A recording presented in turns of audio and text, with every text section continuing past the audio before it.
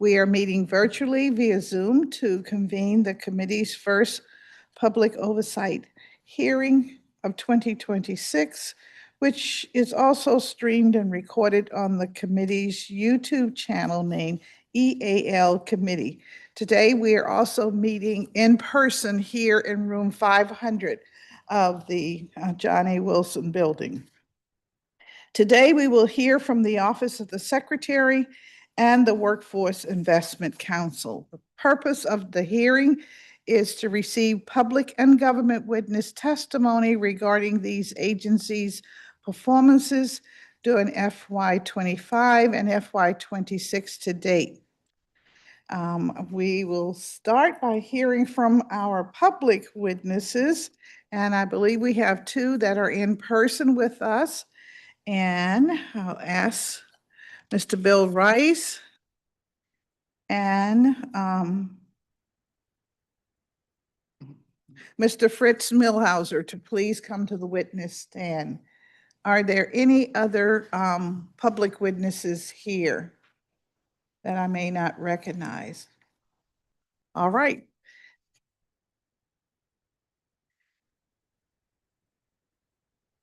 And all right. We are ready to receive your testimony, so you can begin when you would like. Mr. Rice, we'll start with you. We called your name first. Good morning, and thank you very much. Good morning. As you just said, I am Bill Rice, testifying for myself and in consultation with my fellow members of the Friends of the DC Archive, which includes the gentleman, Mr. Mulhauser, to my right. We are a group of professionals and concerned citizens wanting to preserve and manage the DC government's records and archives. First, some very good news. Thanks to the Council's budget actions last year, there is progress on the long-sought new DC archives at UDC. The new building will replace Building 41 on Van Ness Street and on the north end of the campus. And DGS is now working to, I'm happy to report, upgrade the garage to support the new building once the existing building there, 41, is torn down later this year.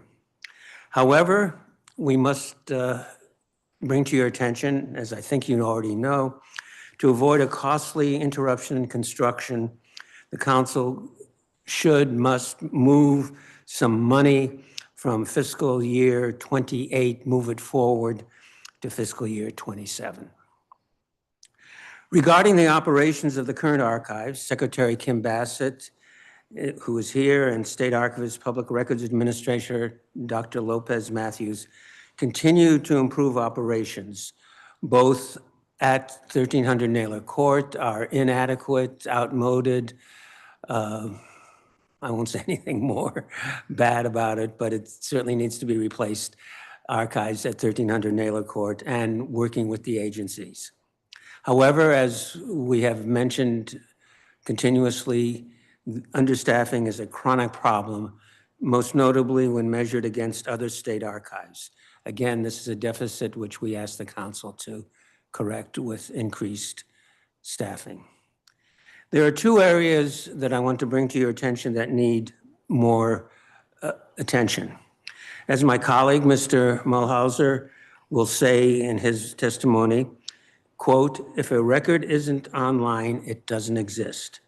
Unfortunately, as he will describe, DC has built the infrastructure of systems, policies, and standards for managing digital records, but without the public accountability. And again, I refer to his forthcoming detailed testimony. Also needing increased action, and this is something that I am looking to you for some help. There are lots of records associated with the elected officials who are no longer seeking office and who we want to preserve the historical record that they have created. That includes, of course, Mayor Bowser, Councilmember Nadeau, and yourself, Councilmember Bonds, and Congresswoman Norton. I understand that Dr. Lopez has contacted these offices, but more, I believe, needs to be done, and I encourage Dr. Lopez to continue and intensify those efforts. And for members of Congress, as far as I know, and I think my colleague Trudy Peterson will further describe, disposal of their records, their office records, is up to the individual member. And if I may ask, if I'm sure you have good relations with our delegate to Congress, our Congresswoman, may you talk to her and see if she might be interested in making her records part of the DC archives for her magnificent contributions to our history. That concludes my testimony, and I'm happy to answer any questions. Thank you very much, Mr. Rice. Mr. Mulhauser will take your testimony now. Thanks very much, Madam Chair and members of the committee. I'm Fritz Mulhauser. I'm the co-chair of the legal committee of the DC Open Government Coalition. Our mandate is to assure that public records, public meetings, and public data are accessible to the public. And you might be interested to know that several thousand people a year report that when they seek public records, they get the answer that they can't find any in the agencies. So that's why we're here today, to talk about access to public records. The archivist, former archivist of the US, Bill Rice, quoted the quote that I had: in the 21st century, access means digital access, including if it's not online, it doesn't exist. And that's what's at stake. The district has built an important infrastructure for digital record preservation. They have software, they've written policies, and they have some standards. But while that deserves recognition and we honor it, we also have a system that has no public checks or accountability to be sure it's working. And the federal government provides a painfully instructive exhibit because they've been at it for decades and without nearly as much success as we'd hope. Lessons. First, metadata is crucial. It sounds wonky, but it's simple. Think of it as the label on the file folder that says what's inside, who did it, where, when, and why it's important. The federal government has missed deadlines for decades because the agencies didn't estimate the hard work of capturing metadata. Electronic files by themselves are just not enough. If you have no metadata, you just got a bunch of documents that the archivists or users can't authenticate. Second, the federal experience shows that small agencies fall through the cracks, and we'll have the same problem here if we just attend to big agencies. Third, enforcement was a big problem at the federal level. Without that, compliance is just theatrics. Federal agencies reported 98% confidence initially that they were going to meet digitization deadlines, and 2 years later, a third of them failed. That's what happens when reporting requirements have no teeth. So how are we doing? In DC, it's mainly a record of what you can't find.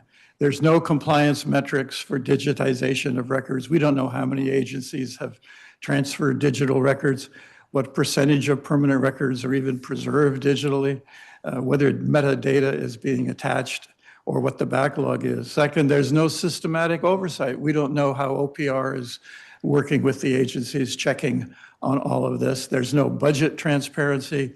Nobody knows the total cost, staffing levels, or multi-year commitments that are going to be needed to make this all happen.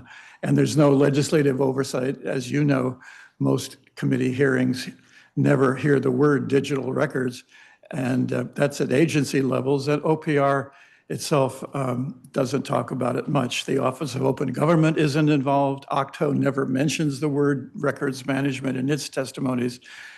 And so our bottom line for you, Madam Chair, is that the council needs to act. I'll submit a longer paper for the record that gives a lot of recommendations, and I encourage you to get, for the record, answers to a number of questions. But first, you can mandate annual reporting. DC code already requires the Office of Public Records to file an annual report. We can't find them, but you should tell them to put a digital records management section in that report and file it, showing what's going on. Second, establish oversight with teeth. You should encourage the Office of Public Records to go to agencies and inspect what's going on. They don't. Their own report today to you says they phone it in. It's all done virtually. You can't manage agency records virtually. OPR has tried to oversee them, but it just can't be done with only 4 staff. Third, commission an independent assessment so we really know what's going on here. All aspects of the new facility are going to take huge staffing commitments. Details are missing. The last assessment was the architect's study 10 years ago. Fund the agency to hire a qualified workload consultant to determine the staffing requirements of the archives, plus the digital records work, the infrastructure costs that we're facing, and realistic timelines. And then you can know how to appropriate to meet those needs. Look, the stakes are permanent and irreversible. If we lose records, they cannot be remedied retroactively. I hope in 2075 we could look back and say 2026 is the year that DC got serious about digital records preservation. The federal government decades of failure is a lesson. It takes political will to prioritize long-term preservation over short-term issues. It demands agency accountability and sustained effort across budget cycles. DC can do better, Madam Chair. The council can ensure that we do, and we're counting on you. Thanks very much. Thank you. Thank you both for your testimony. Of course, we will take to heart your recommendations, and we'll examine your recommendations with the Secretary's office, in a few minutes. But I do have just have a few questions. Can you give us an example of what you see an agency doing in order to maintain their digital records? No. Okay. Honest response. So the thought then is the council, through legislation, would specify certain types of digital records that should be kept? Is that the thought?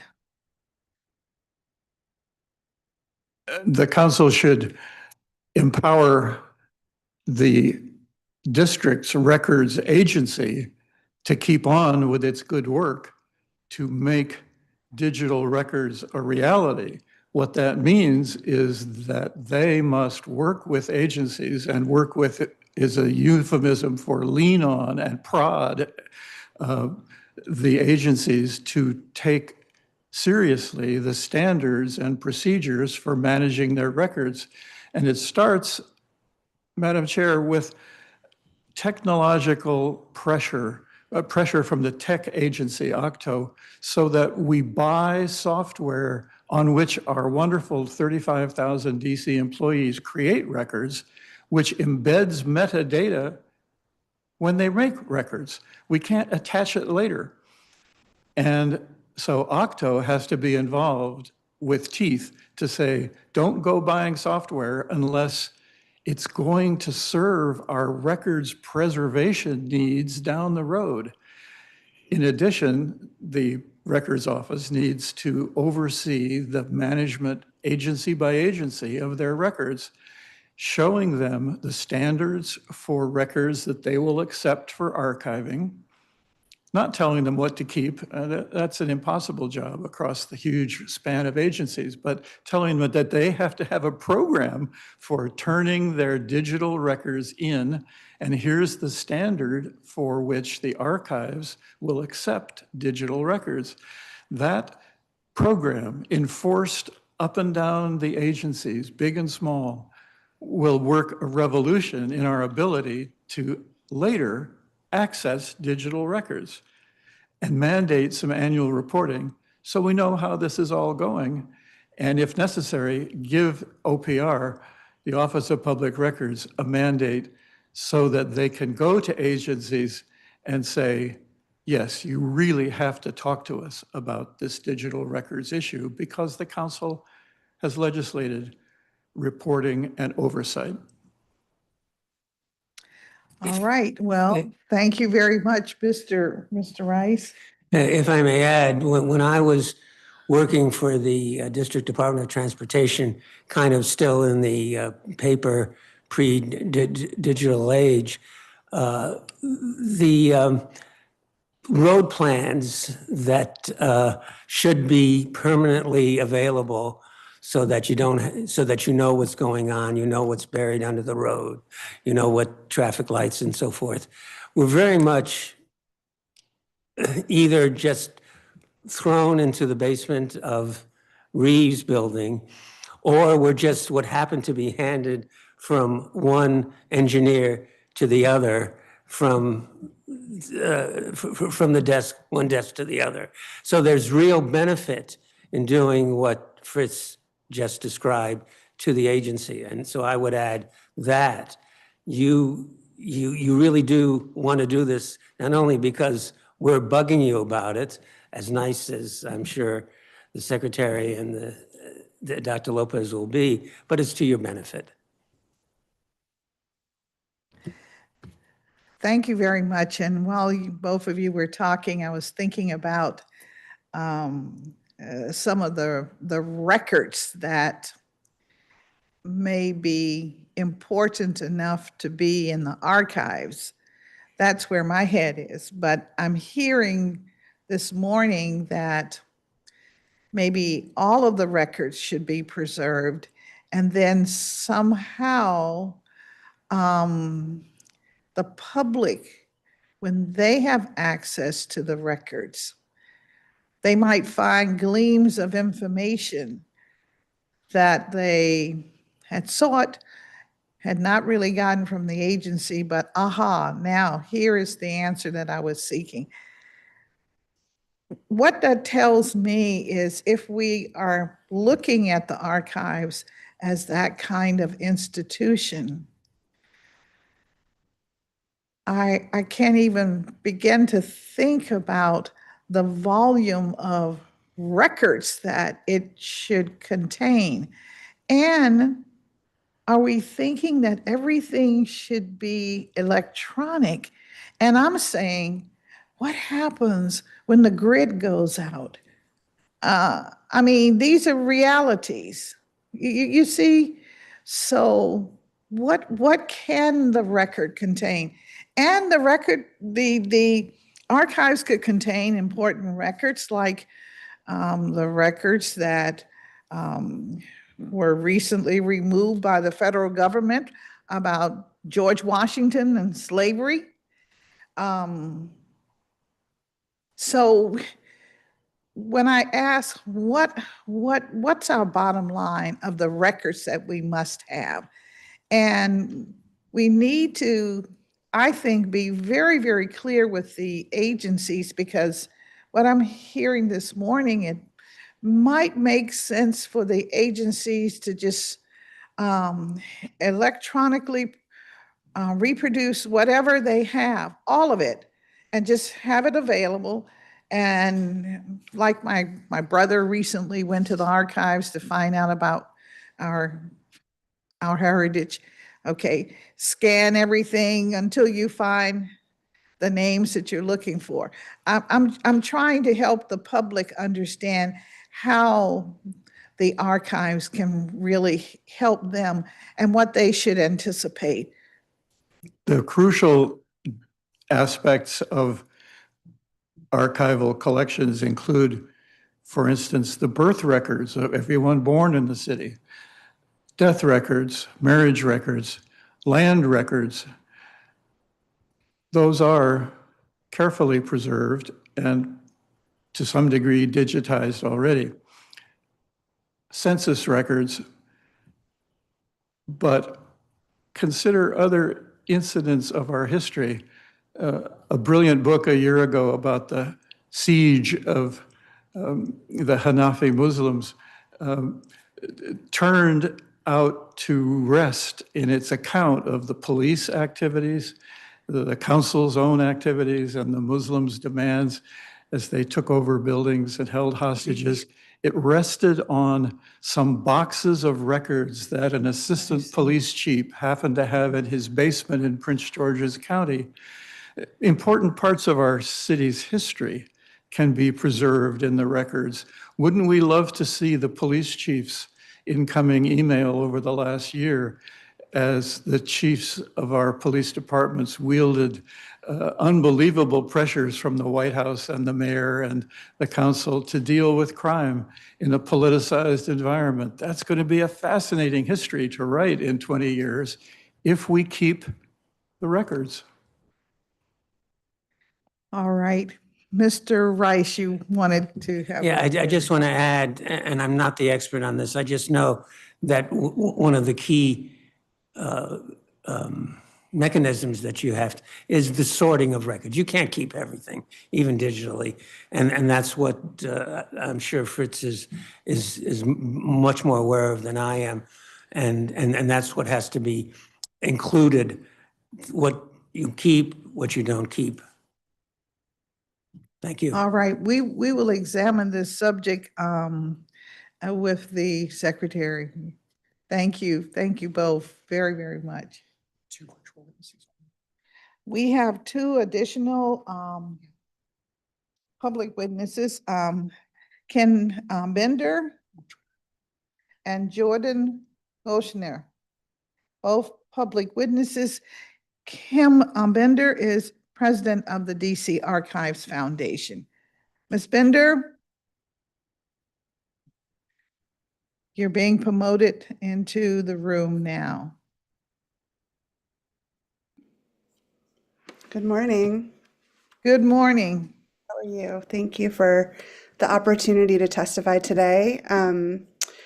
As you said, I am the president of the DC Archives Foundation, and we are the official 501c3 nonprofit fundraising arm for DC's largest and most comprehensive historic resource, the DC Archives. First, I wanted to thank you for your continuous support of the archives during your many years as chair of this committee. And when we first started advocating for the DC Archives over 6 years ago, the project had been stalled for nearly 30 years with no movement forward in sight. And we can thank your leadership and partnership for the fact that the new DC Archives building at UDC is just over the horizon. So my first order of business today is to heap praise on the people who operate the DC Archives on a daily basis. And we're very grateful for our partnership with Dr. Lopez Matthews, together with Secretary Bassett. Dr. Matthews and his small team continue to make our heritage relevant despite the severe limitations of their building and small staff. Every day, they make collections more accessible through finding aids and digital access. Dr. Matthews continues to elevate the archive's position on national committees, professional organizations, and conferences. And I will just say, in response to the testimony right before me, I think it's really important to keep in mind that Dr. Matthews' specialty is digital archives. And so he has really spent a lot of time and effort digitizing records as much as possible with his small staff. And I think he's done an excellent job. I actually think that many of the concerns that were just brought up, he can address because they're already working on it. So I'm very happy with the work that he's done in that regard.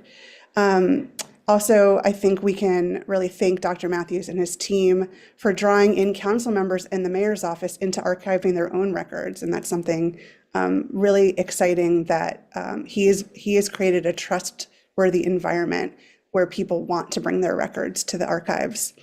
So underwriting all of this momentum created by Secretary Bassett, Dr. Matthews, and the whole OPR team is the understanding that the new DC Archives building is on its way.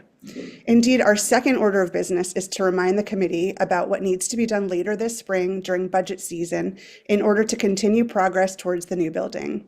We hope you'll be able to attend the groundbreaking of the new DC Archives building when you're still a council member. And to ensure that that happens, the mayor and council will need to move allocated capital funds forward into the FY27 budget. We're profoundly grateful that last year the council committed to fully fund the carefully considered, fully designed, and fully entitled archives project. However, those funds are not currently available until FY28. Since last budget season, we've had several productive meetings with DGS and the mayor, likewise recommitted to the project, with moving nearly $1 million of capital funding from FY25 to accelerate preparatory work on the campus, which was to reinforce the parking structure so that it can be adaptively reused as the foundation. Once that's completed this summer, construction could start immediately on the building, only if future capital funds are moved forward by 1 year. So that's something important to think about. Finally, all of this work requires an increased operational budget that includes capacity building funds for more dedicated staff, as well as support from other agencies like Octo. The DC Archive's current staffing level is far behind those of other comparable state archives. The number needs to increase to prepare the records for their move and operate the new building, which is 6 times larger than the current building and contains new programs. Specifically, the DC Archives currently needs 4 new FTEs. A librarian for the Library of Government Information. Actually, I'm not going to read these names up because I'm not sure if they're outdated, but at least 4 new FTEs. And as we move into the budget hearings, we'll be discussing these needs more. Again, Councilmember Bonds, thank you for all of your years of hard work that you and your staff have put into ensuring that our city gets the archives that it deserves. With your commitment to this project and a commitment to move capital funds to FY27 and increase the operational budget for OPR, we can make sure the new DC Archives building gets to the finish line in a form that serves the district, its people, and our history. Thank you. Thank you for your testimony. And now we'll hear from Jordan Goshner. Good morning. Thank you for the opportunity to testify. I'm morning. going to switch topics a little bit and talk about workforce investment. My name is Jordan Gokenauer. I'm speaking on behalf of the Alliance for the Chesapeake Bay. I'm here today because the complete elimination of funding for the Green Stormwater Infrastructure Maintenance Program, GSI maintenance, has dismantled an effective workforce pathway and skills development program for DC residents and returning citizens. This is not just an environmental issue, it's a workforce and public health issue, and it deserves this council's attention and leadership. The GSI maintenance program provided stable year-round jobs for DC residents with a strong focus on hiring returning citizens. Through the program, over 100 DC residents gained paid employment, hands-on training, and marketable skills while maintaining public green infrastructure in their own neighborhoods. These were not temporary or transitional jobs. This work allowed crews to build consistent employment histories, earn income, and develop marketable skills and knowledge. When funding was eliminated, that opportunity collapsed. As a result, 30 job positions dedicated to green infrastructure maintenance were lost. Contractors can no longer sustain crews built to employ DC residents and returning citizens. 4 years of trust training and workforce development were undone, and DC will not be able to meet its MS4 permits this year. The city's green infrastructure is now deteriorating. Without routine maintenance, rain gardens and other GSI assets clog, flood, and fail. These systems shift from community assets to community liabilities, especially in neighborhoods already facing flooding, heat, and environmental health risks. This also creates higher costs for the district. Restoring neglected GSI assets can cost 3 to 4 times more than routine maintenance. By not providing the needed maintenance to the district's GSI, the district will fail to meet its MS4 permit requirements, thus resulting in penalties and additional fines. We are paying more in the long run while losing jobs in the short term. I want to be clear, although this funding historically flowed through an environmental agency, DOE in this case, the impact of its loss cuts directly across this council's mission. The GSI maintenance program delivered stable employment and marketable workforce training for DC residents while accomplishing mandatory maintenance of public infrastructure and helping to meet the district's MS4 requirements. This is not an environmental silo, it is a workforce and economic issue. Yeah, no, it This is is. exactly the kind of cross-sector solution the district needs. So we're asking this council to help elevate this issue. Specifically, we're urging you to recognize the benefit of environmental workforce pathways for DC residents, include support for restoring the required GSI maintenance funding in your priority letter to the mayor's office, and encourage cross-agency collaboration so workforce programs are protected and sustained. The district already knows this model works. With restored investment and coordinated leadership, GSI maintenance can once again provide real jobs, healthier neighborhoods, and lasting opportunities for DC residents. Thank you for your time. Thank you very much for your testimony as well. I would just like to add to Ms. Bender, we will hear from the Secretary's office, as you well know, and we will learn if there's anything new on the horizon. I think your update is pretty accurate, but we'll learn if there's more. Mr. Gauchenier, thank you very much for your testimony, and I hope that we will have some clear understanding from the WIC as to what they're doing to make sure that our returning citizens are in fact on board. I am aware that we have a specialty program we created for the RFK campus that specifically includes our returning citizens. But I, like you, think it's important that they have an opportunity to be involved in all matter of opportunities in our workforce across the city. There are many jobs that they can perform. And so we need to embrace in totality the fact that returning citizens have paid their debt. That's what society says. We set this system up. And so now they should have an opportunity to regain their rightful place in society. So I thank you very much for your testimony. And I'm hoping you'll send us something in writing so we can have it for the record. We All right. definitely will. Thank you. Thank you. Thank you very much. All right, that concludes our public witnesses, and we are now ready for our government witnesses. I think I see one government witness panel here, so we will start with the Secretary of the District of Columbia. And if you and your team will take to the witness station, we'll move forward.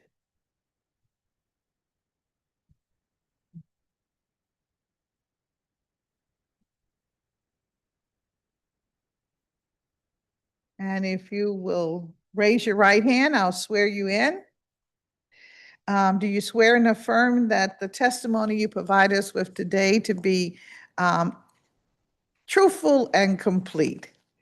Thank you very much.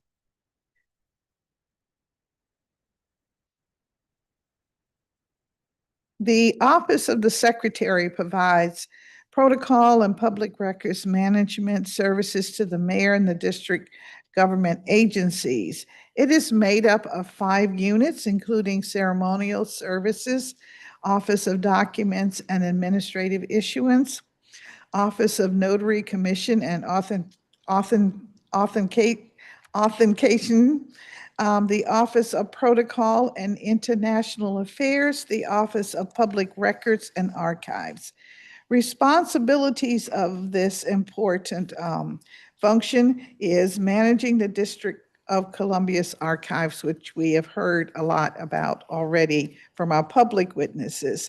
Also commissioning all notary publics, publishing the District of Columbia Register, which I think many are concerned about as it is and its publication timeline, and maintaining other records of mayoral action. The Secretary is also responsible for authenticating official records, bond documents, and other documents of the executive branch. Finally, the Secretary serves as the Chief Protocol Officer of the district acting as the district's liaison with the diplomatic and international community. And now we will hear from the secretary and her staff. Good morning. Good morning, Chairpersons Bond, members of the committee, staff, advocates, and guests.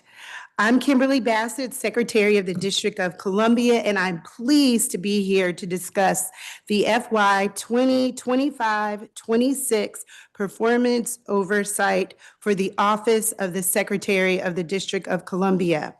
I've previously submitted responses to the committee's questions, which I'm prepared to discuss today.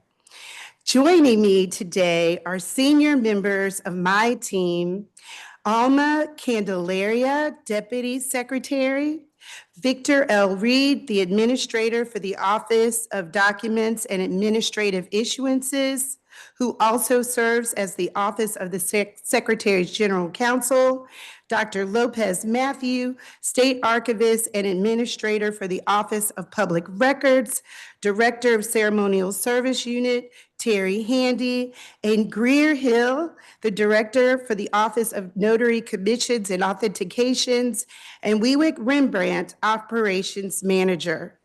I'd also like to take this opportunity to publicly acknowledge the talent and dedication of my staff and those who work behind the scenes to ensure that the work we do meets the required excellence the citizens of the District of Columbia deserve.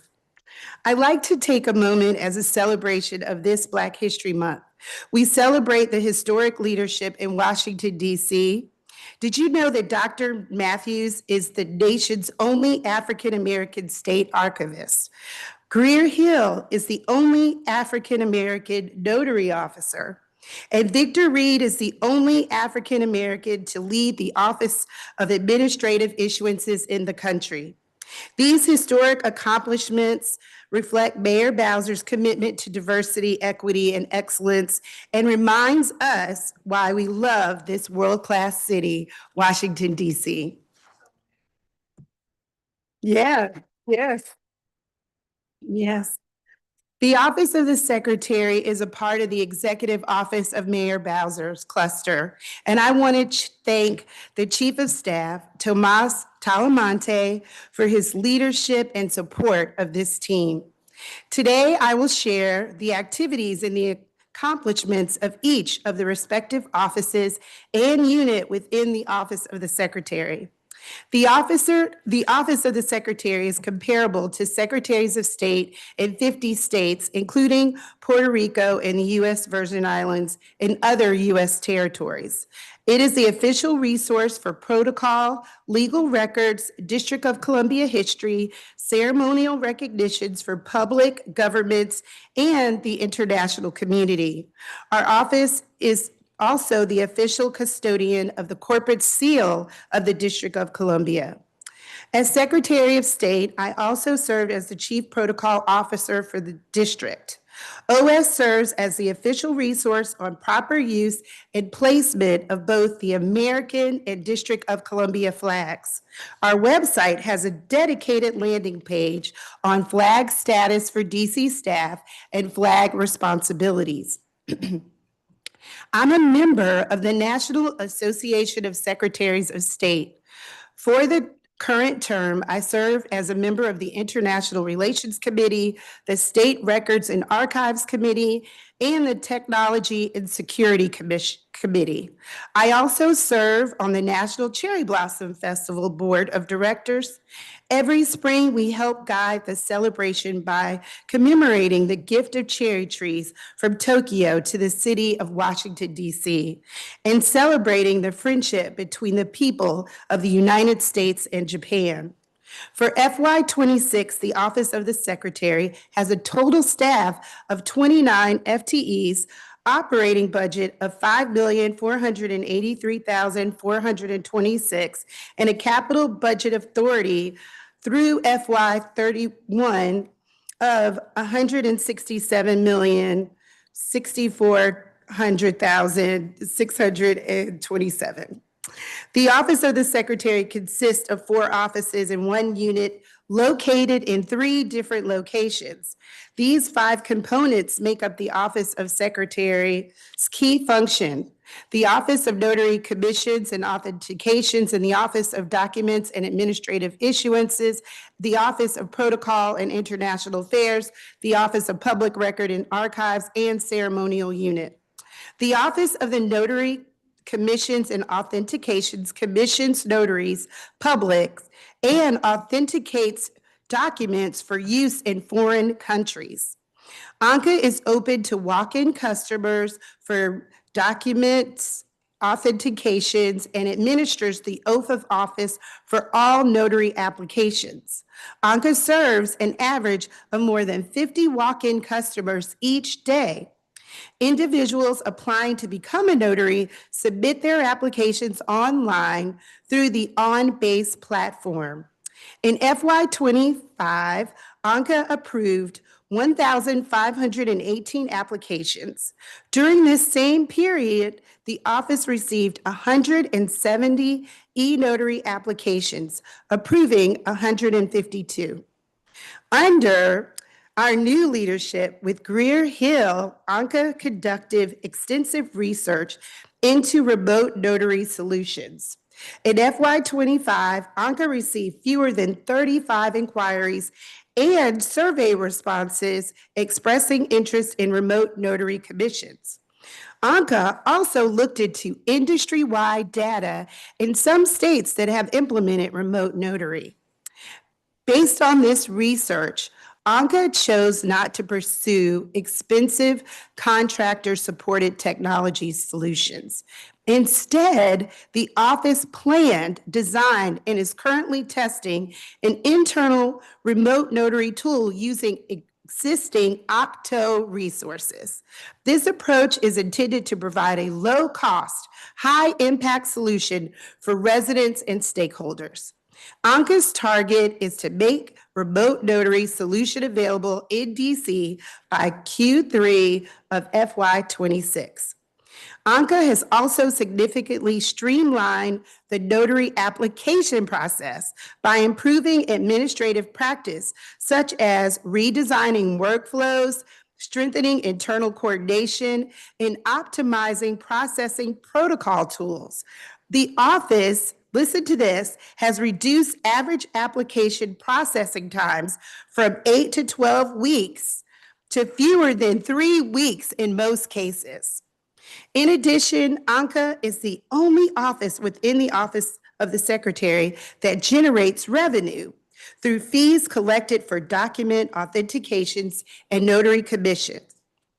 ANCA is expected to generate approximately $1.1 million in spending purpose revenue in FY26. The primary mission of the Office of Documents and Administrative Issuances, the Office on Documents led by Victor Reed, is to provide the prompt preparation, editing, printing, and publication of the District of Columbia Register and the District of Columbia Municipal Regulations, as you know, DCMR, under the District of Columbia Documents Act of 1978. The Office of Documents continues to publish the District of Columbia Register every week. In FY25, the Office of Documents published over 15,586 pages of the District Register. The Office of Documents reviewed, edited, and processed and published 171 rulemakings in FY25, and reviewed, edited, and processed and published over 168 administrative issuances. The Office of Documents is also responsible for drafting and compiling the district's government-wide FY annual FOIA report. The FY25 annual FOIA report is expected to be submitted to the Council of the District of Columbia this month. The report will represent the FY25 public disclosure of information by over 80 district government agencies and will include summaries of Mayor's Office of Legal Counsel's FOIA appeal results for FY25. In FY25, the Office of Documents processed 11 OS FOIA requests, of which 1 was granted and 7 were denied, and 3 were transferred to other agencies, with 1 pending request. In FY26 to date, the office has received 2 requests, both are pending.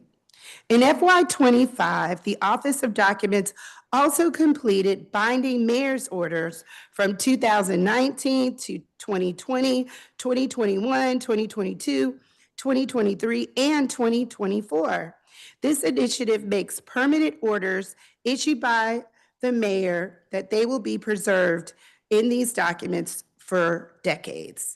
The office has also created a pandemic special edition volume of mayor's orders that were issued during COVID-19 pandemic. In addition, during the government shutdown from October 1st to November 12th, 2025, the Office of Documents was tasked with issuing marriage licenses.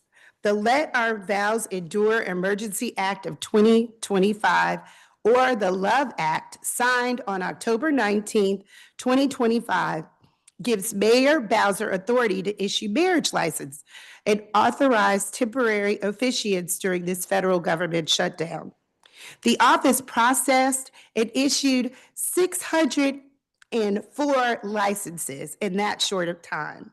The Office of the Secretary also officiated wedding ceremonies for couples who obtained licenses from the Office of Documents at our Wilson building, and more than 100 couples were officiated in this building.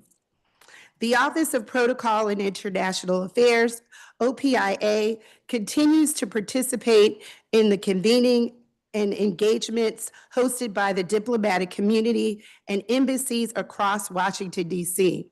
Our outreach reflects the broad and diverse role we play on behalf of the mayor, rooted in the belief that Washington, D.C.'s status as a global capital must directly benefit district residents.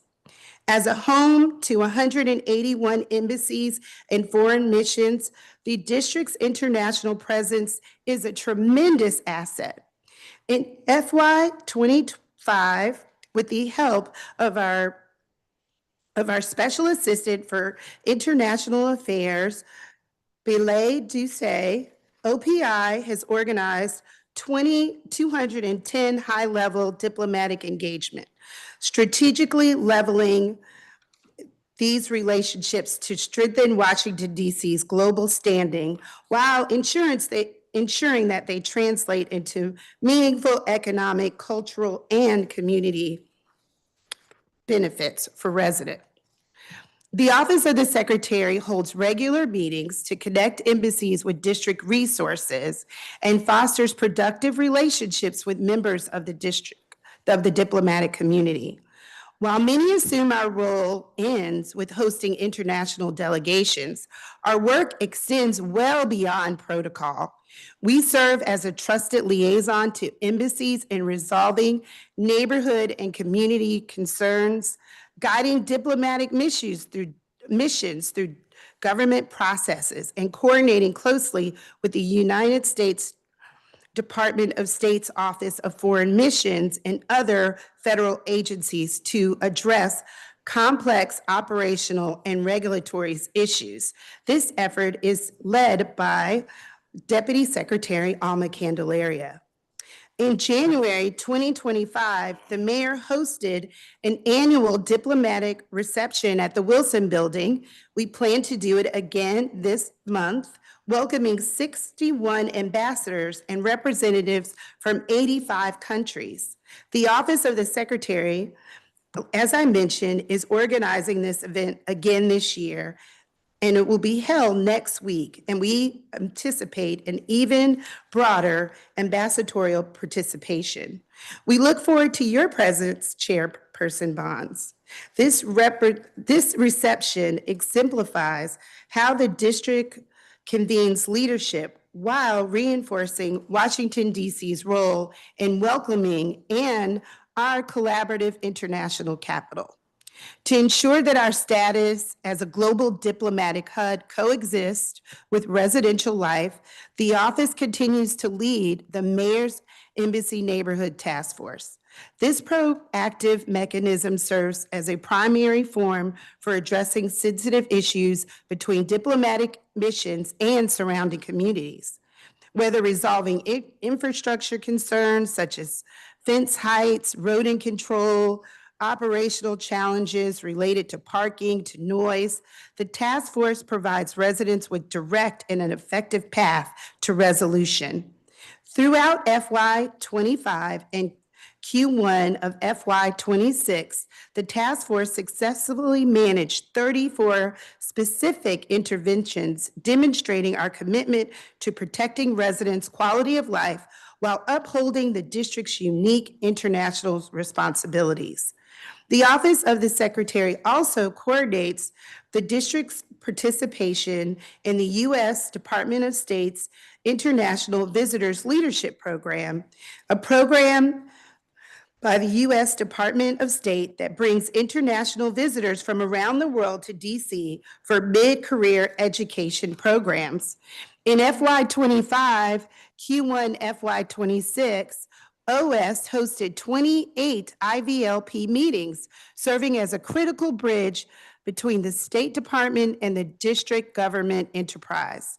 Through this work, we ensure that emergent global leaders experience the very best of Washington, D.C.'s governance, innovation, and public service leadership. Our commitment to ensuring that DC's global presence gives back locally and is further reflected in our support of flagship and cultural education initiatives. Through the Embassy Adoption Program, which celebrated its 50-year anniversary this past year, more than 50,000 DC public school students across all 8 wards have been connected to the world through classmate engagement and with the embassies. The office supports this program by recruiting embassy participation and sustaining high levels engagement across the diplomatic community. We also collaborate with Passport DC and Around the World Embassy Tour, which we invite residents to experience international cultures firsthand, as well as Winter National Embassy Showcase, where embassy shows their art, their cuisine, and traditions with thousands of attendees. Together, these programs transform DC's international presence into tangible education and cultural economic value to our residents. Finally, the office continues to strengthen its relationships with national capitals through the district's sister city agreements. Our engagement through FY25 and Q1 FY26 demonstrated that these partners are strategic tools that advance the district's priority and cultural vibrancy. A signature highlight was September 14th through 16th, 2025. We had a visit from Bangkok, DC, our first ever sister city. Bangkok and the Embassy of Thailand were especially active partners through FY25 and visited and set the gold standard for our program. It included a Thai festival, which attracted more than 50,000 attendees, a high-level bilateral meeting between Mayor Bowser and the governance of Bangkok, and technical exchanges focused on early childhood education and climate resilience. Building on this momentum in FY26, the office plans to further activate our sister city network through collaborative programming tied to the American 250, including an engagement with Seoul, South Korea to mark their 20th anniversary of the DC Seoul Sister City Partnership. The Ceremonial Office Unit. It's responsible for processing requests for ceremonial documents from Mayor Bowser to include proclamations, salutes, citations, certificates of appreciation, public service awards, greetings, congratulatory and condolence letters, and items of ceremonial nature. In addition, producing over 1,000 ceremonial documents in FY25 and more than 240 documents in FY26 to date.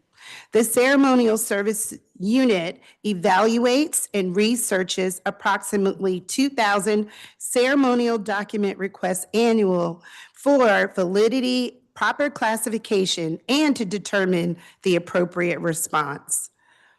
The Office of Public Records, OPR, it's comprised of 3 departments: the DC Archives, the Public Records Center, and the Library of Government, which with a total of 8 staff.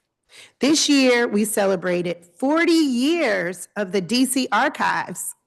We're planning some celebrations for this great milestone. These past few years, OPR has made a lot of progress under the leadership of Dr. Lopez Matthews, State Archivist and Administrator for the Office of Public Records. Some of them are Record Management Wednesdays. This is a series of training workshops for DC government record managers to learn about our services and record management in general. These sessions are regularly attended by over 50% of DC government records managers. OPR completed the digitization of 5,000 records, which were added to the digital archive. They include 2,000 birth records, 3,000 death records supporting genealogical research. OPR digitized over 100,000 land record cards during FY25. They're available online for businesses and residents who seek information on real estate transactions in the district. In partnership with the DC History Center, we held the first ever archives crawl. This event showed and made available the collections by the DC Archives and DC History Center. We've built a network of in-person support for our agencies. We regularly make site visits to agencies to appraise records. We assist with preparing records for transfer or destruction and review process. We also meet with record managers to discuss updates to their record schedules and implementations of record retention processes for electronic records. We continue to work with Octo to maintain our collections management systems.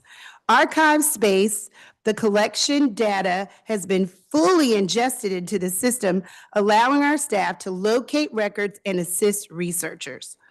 Octo has provided a dedicated system engineer to maintain the system by performing regular updates and troubleshooting to provide steady system performance. Through FY26, OS and Octo will continue to coordinate the ongoing maintenance of the system and upgrades.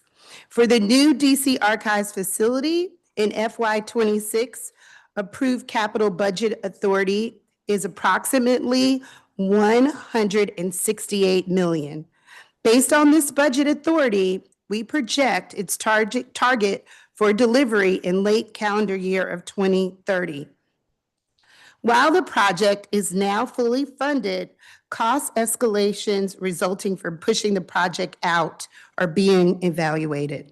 The project team is engaging in value engineering exercise to ensure that the project remains on budget. In FY26, DGS plans to start construction services, including the structural demolition of Building 41 and new structural installation of the build-out of the facility. The Office of the Secretary works with several other organizations and city agencies to coordinate various ceremonies, conventions, parades, and festivals, including the work of the Commission on the Martin Luther King Jr. holiday and the District of Columbia Emancipation Commemoration Commission. I serve as the chair and the advisor to both commissions. The Commission on Martin Luther King Jr. Holiday assists the mayor with the district's celebration to commemorate the birth of Dr. Martin Luther King Jr. This year, we just completed a successful celebration with our traditional activities, the annual MLK Jr. Memorial Breakfast organized by the United Planning Organization, UPO, the Martin Luther King Day Peace Walk on January 19th. The commission also participated in the MLK Remembrance and Recognition Luncheon, the MLK X 1619 Project Celebration, the MLK Library Children's Celebration, the International Salute to Dr. Martin Luther King Jr., and the 40th Martin Luther King Mural Celebration. Every year in the collaborations with the Executive Office of the Mayor, the Office of the Secretary, and the Emancipation Commemoration Commission, we plan and organize Emancipation Day celebrations. Last year, we only had the parade, concert, and lecture series held by the Office of Public Records. This year, as we celebrate the nation's 25th 250 anniversary, our celebration will be filled and tied to DC 250. The Office of the Secretary also plays an important role in the mayor's swearing-in ceremonies and oversees the DC One Fund campaign and the District of Columbia's Voting Rights and Statehood Grant. I'm also a member of the DC 250 Commission. We play a key role in planning, coordinating, and supporting activities for the 250 milestone in the nation capital. For several years, the Office of the Secretary has administered the District of Columbia Voting Rights Grant, a statehood grant awarding $200,000 in grant funds each year to advance the district's statehood effort.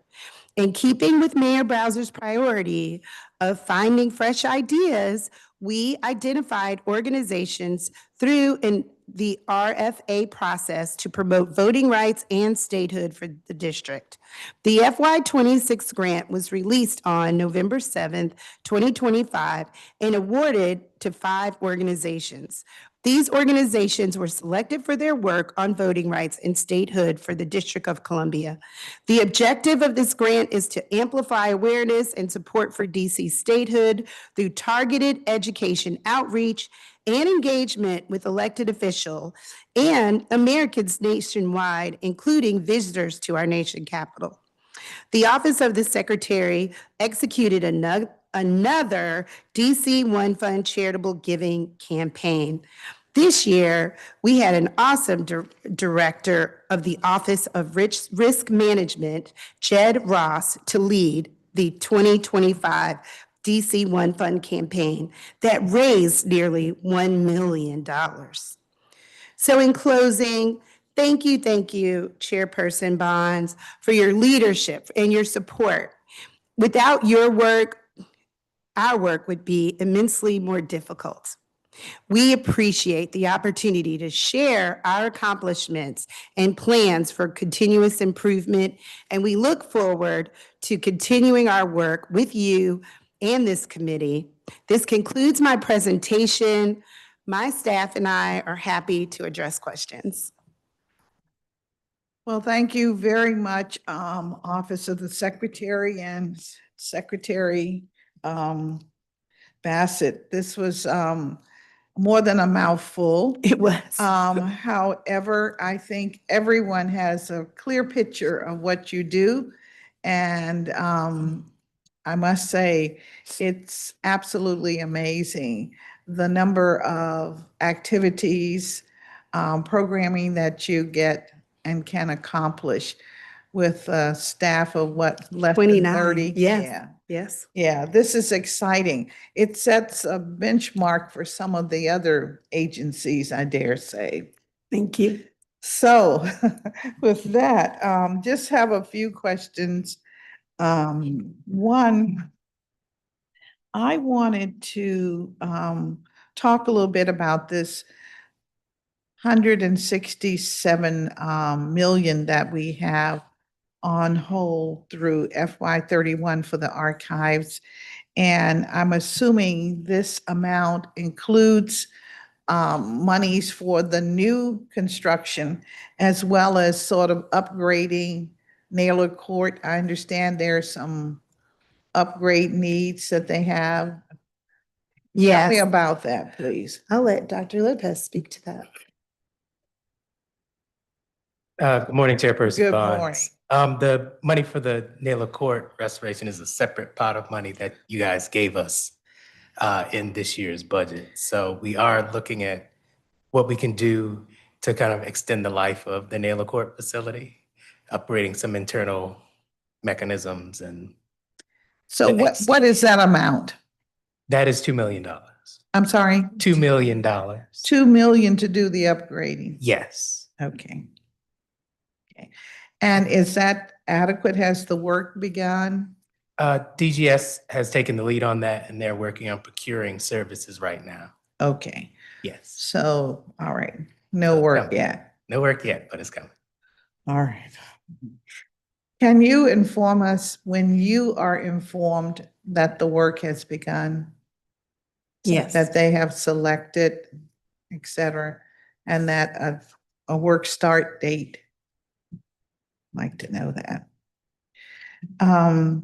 Where is the Office of Notary Commissions and Authentication? Authentications. It's a hard word. Okay, it is. And if I say it in a sentence, it works. But if I try to pull it out and look at the syllables, it's 5 syllables. It's not 3 that we always use, so. We've been blessed with a beautiful location at 899 North Capitol on the 8th floor. 899 North Capitol, 8th floor. And this location, I have not been to your location. So I'm unfamiliar with how much square footage do you have there? Do you know? Not sure. I absolutely hate to say I don't know the exact square footage, but All I will right. find out. All We'll right. get back to you, yes. But we have room for 8 staffers. We have like 4 offices. We have a area for all of our, the people that come in. And we also have a, well, do you want to speak to it? Yeah, we have a designated walk-in service area that will accommodate up to maybe 22 people. For walk-in services, we have a designated small conference room that will allow us to administer oaths as well as to do like capacity building and some small professional development or individual meetings, which accommodate about 10 people. Then we have 2 offices as well as cubicles to accommodate 12 staff. We currently have 5 team members. All right. Do you command the entire 8th floor? No, actually, it's shared space, and the Office of Documents and Administrative Issuances is also located on the same floor in the same area. But fire and emergency services, safety services, and some other agency stakeholders are on the 8th floor as All right. well. Okay. Thank you. I was very curious as to how that was working out. I remember when there was a move and was curious. Thank you. So we're talking about maybe 10,000 square feet or more. I'm gonna find out. I'm gonna send a message right now. Yes, because if I'm not mistaken, I believe that the agencies pay a lease fee to DGS. And it's for a specific amount of square footage, each of the offices. We'll find out for you. Yeah. But this is a government building, correct? Yes. Yes, So it is. you may not be.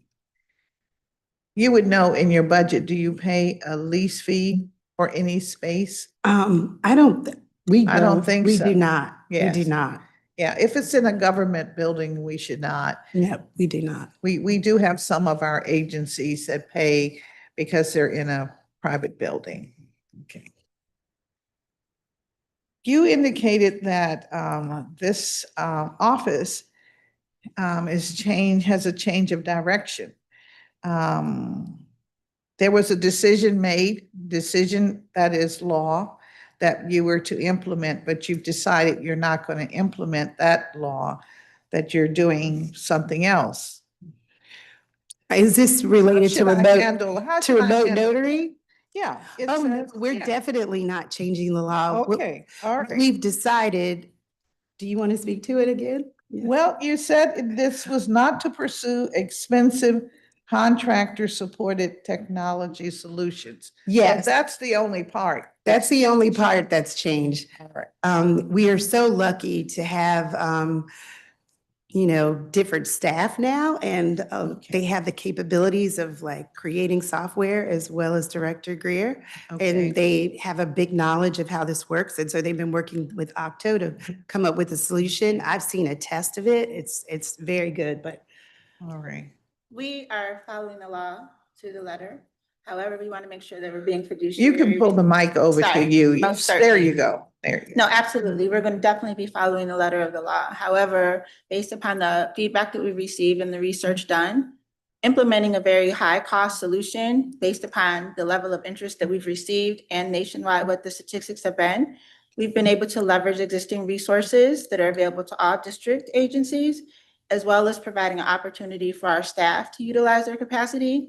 So we've actually built a tool leveraging SharePoint, Power Apps, using Box for document management to actually, we're testing an application system that would handle remote applications that's low cost, using existing resources, using our staff capacity and working with Octo, where we're not going to have to be as dependent on contractors or with the cost associated with that All external right.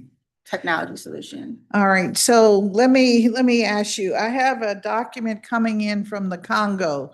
How would that get to signatures in the District of Columbia?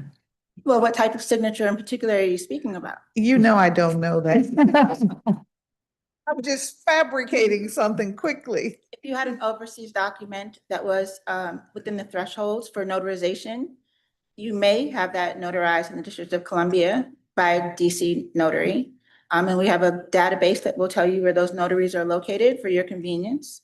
And then let's say you needed to have it authenticated because you wanted to use it for some type of international business in the Congo. You could bring that right into our office, or you could mail it in, and our staff would make sure that the notary public was commissioned, that the document met the threshold for authentication, we'd authenticate it, and you'd be more than welcome to then pursue the rest of your business with the Congo.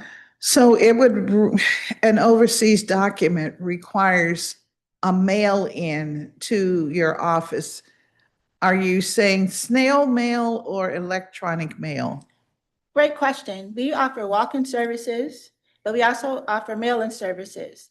Many individuals may have been a constituent of the district at some time and perhaps live somewhere else and need a document authenticated, birth certificate, for example. They would need to mail that in, and because we need the original of that document, mail is the option. There's not a technology solution for that outside of snail mail to get the document yet. However, we are trying to expedite the mail-in services, and the week before last, we actually are testing electronic mail-in request form where we get the information and then just match it with the mail-in document when we get it. So when will your system be perfected so that we can announce to the public or hold a little seminar helping them to understand the value that this office has as it relates to conducting business in the district? We look forward to doing more community engagement in terms of the value of becoming a notary public in the District of Columbia, serving constituents, and then also electronic notary services, remote notary services, how existing notaries can consider those type of commission types to expand their business and the service. So look for things in the spring for sure. The spring, all Yes, right. ma'am. Thank you. But we do have some things planned for the end of March. And we actually also do have twice a month, we have orientation sessions. And we look to expanding that to lunch and learns on alternative Wednesdays, based upon feedback that we've received from surveys. So we have data that shows that that's what people want, and that's what we'll be doing. Well, let me ask you, do we have a notary in each of the DC government buildings that we know of? That's a great question. That's actually a project that one of our team members is doing right now. We do have a list of DC agencies. We have notaries who have identified district agencies where they work. So our next step is to see where we do have people and then to do outreach for who needs to renew and then who needs to expand offering that service. And we're also trying to establish partnerships with stakeholder agencies that serve vulnerable populations, in particular to make sure they have access to those services readily. Returning citizens, for example, so they're not facing additional barriers. Yes, I was thinking too that it would be great if we had signage in the buildings that would say where you might go to see a notary. I know my office frequently gets people that are just sort of wandering around in the building looking for a notary. And I think it's a service that we don't always think it's critical, but in today's world, it seems to be more of an issue than not. And I would suggest that we might want to do that. And that furthers, of course, the breadth of the secretary's office, but I think it would make some sense, you know. Not a problem at all. We'll integrate that into our engagement and communications improvement strategy. And we'll send some information to our social media team today to start putting some of those things on social media. I'll email someone while we're sitting here All now. right, Okay. okay, All on the right, thank spot. you. Terrific, thank you very much. I wanted to, the Office of Documents, my goodness. The work of that office, how many personnel do this work, Mr. Reed? Excuse me, good morning. Good morning. Of 6, including myself. 6. So is this a 24/7 operation or? It is quite the endeavor. And we are ever vigilant with our requirements, and so we do what we need to do. So do you get vacation? Your staff get vacation time? So early in my tenure, I didn't much, but over the last couple of years, I have made sure that I do that. So I have begun to take advantage of that. Okay, I wasn't trying to get personal, but No, just no, wanted no, to no, no. understand Oh, it's the volume of the work. it's a good I mean, question. It's magnificent. We have a dedicated team. It is a team that has taken years to build because the work that we do is very particular and you need the will to do it. You may have brain power, et cetera, but if you don't have the will to do it, then it doesn't get done. And I found in the past when that happens, we run into major backlogs. So we don't have backlogs in any of our areas now. And we are, as I like to say, we're able to meet our mission. All right, and I would imagine all of your publications would be included in the archives. Yes, well, actually, we've done a good job of that recently because we moved from 441 4th Street to 899 North Capitol. And in that process, we had to deal with 45 years of materials. A good number of those we transferred to the archives and others that we appropriately destroyed. And so what had happened over the years was that administrators would leave, but they would up and leave and no one transferred records. And so our move caused us to go through those 45 years of materials and to transfer them to the archives.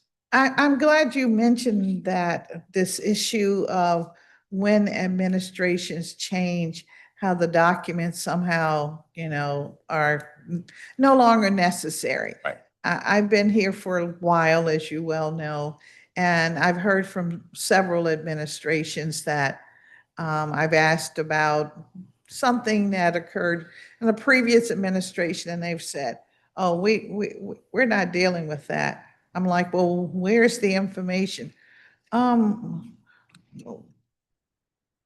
We discarded it. In fact, one team told me that. So once. we have seen that, but what people need to understand is that we're all custodians. It's not my world. We are the custodians of records for the citizens. And so it's important that people understand that and that they then utilize the regulations and the law to comply. and then to transfer their materials to Dr. Matthews and his team, who are very knowledgeable in what they do. And so we met with him maybe 3 or 4 times to assist us in that major endeavor to transfer our materials, and it was very helpful. Thank you. And we have reached out to the agencies already to let them know that Mayor Bowser has announced that she's not running for reelection. And that will mean that many of the leadership of these agencies are leaving. And to remind them that, okay, now that you know this is happening, you have a year to prepare to transfer the records to us, because you need to transfer them to us or transfer them to your successor. And so we're already preparing for these transitions. And we've also even met with some council offices to talk about what they can do with their records, because as you know, the council is not under the purview of the public records law. It is up to the council member what they would like to do with their records. And our recommendation is that they transfer them to the DC archives, since they have worked for the District of Columbia. But of course, it is up to that council member what they choose to do with their official records. So Dr. Matthews, would you Yes. repeat that again and speak loudly Oh, into the sorry. microphone? Because if I am not mistaken, yes, council members yes, are paid they are, by the same source they are. that operating agencies are. Am I correct? You are correct. Okay, please repeat that. So the council is not under the purview of the public records law. And so they do not have to follow the rules and regulations set by the Office of Public Records. And so what we do in that case is we encourage them to follow the standards that we've set and submit their records to the DC archives. All right. And some do that voluntarily. So then I have to ask, the records that are collected and retained by the council's Office of Documents here in this building, have you had discussions with that entity? Yes, we're working with them to encourage the council members to send documents that don't fall under that office's purview to us. So they've been very helpful to work with us to encourage the records that don't fall under them to come over to us. All right. Because they manage those records. Years ago in, I think it was 2014, when the council chairman decided that we would have a committee on housing. And I got to be its first chair. I went to the documents office here to get old typed copy about rent control, which began in 1976. I hope you have those too. That would be me. We have them in our library. All right, okay. All right, but the council, you're saying the council is under no compulsion to make those available for the archives? Not a legal compulsion, but they often do because it makes the most sense to do that. Okay. All right, so then it sounds like we need a law fix. But it's Let me been ask- really exciting. I mean, we've been getting council members. We just Yeah, got Vincent yeah. Gray, we have Jim Yeah. Graham. Yeah, They're coming yeah. in. Yeah, Mhm. and I'm sure that Mr. Price will make sure you get anything, little scraps of paper that I have in I'm my sure you have office. amazing documents that we would love What- to have. What did the other archives systems do? Let's say the one in Maryland or Virginia, those are local. So many states do what DC has done, and the legislators themselves do not have them under the public records law because they Okay. don't want to have to turn over their records. All right, But so then what we have in the district is par for the course yeah, it's for our our regions. Yeah. Are there any states where the legislative body includes their records in the archives? I don't believe so. Most have their own separate situation. They follow, like on the federal level, Congress has their own archive that works very closely with the National Archives, but it is not the National Archives. I And see. so they tend to follow that So model. you're not suggesting that our files will go to Congress No, since we are no, I was just using a that as an federal example. jurisdiction? No.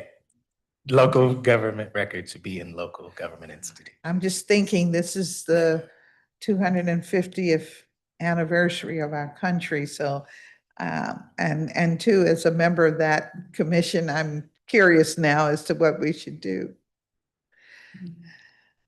All right. Well, thank you for this volume of work, Mr. Reed. It's extraordinary, really and truly. Thank you very much. Greatly appreciate it. Yes. I'm assuming all of the mayor's orders are in the archives. Yes. And you have copies of the earliest orders, even when we were a three-person commission, We have commissioner's orders going back to 1954. 50. And the orders before that can be found in the archives and maybe the National Archives. The national, okay. All right, And then we have DC registers going back to 1954 as well. all right, okay. Do you have the materials that the Washingtonian, I guess it's Washingtonian room at the RFK Library? The MLK Library, they have some of what we have and we have some of what they have, but I'm not sure of their full collection. Okay. I want to know, do you have the felt manner that I created in my living room where I cut the letters out, and for Marion Barry, they took that at the Washingtonian room, and it's for the city, it's not, so I just was curious. So there is a bit of overlap between the People's Archive and what we have in the DC Archives. And that's because, the DC Archives has not had the level of support that it has needed over the 40 years. We're building the capacity of the archives, but it hasn't had that level of support for a long time. And so sometimes things go to the People's Archive. And our collections don't overlap much. There's a bit of overlap with government records, particularly those that were published, and they maintain them because they are a library, or things that people have donated to them over the years because they take personal donations. Our donations tend to stick to elected officials or people I see. connected to that because we stick with government records. And so that's kind of the bit of overlap. It's not a lot of overlap because we have agency records. All right, so I have to understand that the archives, the DC archives, Yes. will contain governmental documentation Yes. as opposed to community, a history of the community. So what happens to the history of the community? So that would go to the People's Archive or the DC History Center. Or the Preservation League or something like that? Yeah, and oftentimes people will come to us and ask about, hey, I have this collection of material, where should it go? And we'll connect them with an archive to say, this is the appropriate place for your records. And then we know what's in their collection, they know what's in our collection. So when people go to either one of us, we know where to tell people to go, because it can be a bit confusing and overlapping. So we do maintain our head of reference. I don't know where he puts it all, but he knows where everything is in this city, and he'll just tell you, oh, you got to go here, you have to go here, and here's the telephone number. So, that's what we do as a service to the public to make sure that they can find what they're looking for. So, Yes. in other words, the founding of the District of Columbia, Yeah. which is governmental, Mhm. that information would be in the archives.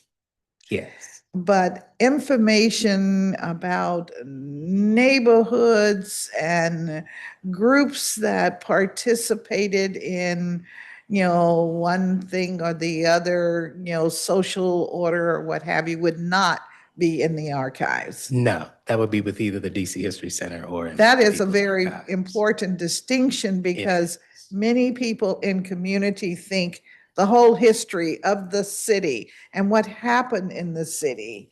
And the people who were in the city are going to be a part of the archives. Yeah. Yeah, and that's why we do our best to educate the public about where to find things. Well, now the And radio research. station file that was originally planned for the archives, that's not government. What's the, That's Archives. UDC's Jazz Archive. yeah, but that's still under UDC. We're just housing it in our I building. see. So that's not going to fall under us. If That's the staying under UDC. community records relate to a government entity, it would be in the archives. Maybe. Depends on if it was actually managed by that agency. Then it would Okay. be in the archives. Like, See, in think my you're- neighborhood, we did, there was a movement years ago, Mhm. 20 years ago, where every neighborhood was trying to get hang flags Yeah. to promote the name of their neighborhood. I happened to be in a neighborhood where there was a battle over 3 different names, so we never really got the flags. But would the flags and that proposal be a part of the archives? more than likely would wind up with the People's Archive, because that sounds like community activists trying to represent their agents, trying to represent their neighborhoods. And if it wasn't, say, through the ANC. It's a civic association. Okay, so that's would be at the MLK. That would be at the I People's see. Archive if it's a civic association, because that's not a Interesting. government operated facility. So that would be over there. And that's the type of thing that we would look up for the researcher when they ask, and then tell them where to go. We just got someone who was from Japan trying to look up DC history because he wants to write his dissertation on DC. And so I said, okay, well, this is what you want. This is what's here. This is what's at the National Archives. And this is what's at this other institution. And this is where you need to go when you come here. So don't plan on just coming here. You need to go here and there and here. And here's who you need to reach out to set up all of your appointments before you fly here and do your All research. right, and so perspectives that are taught through DC history in our schools, that would be in the archives. Yes. All right.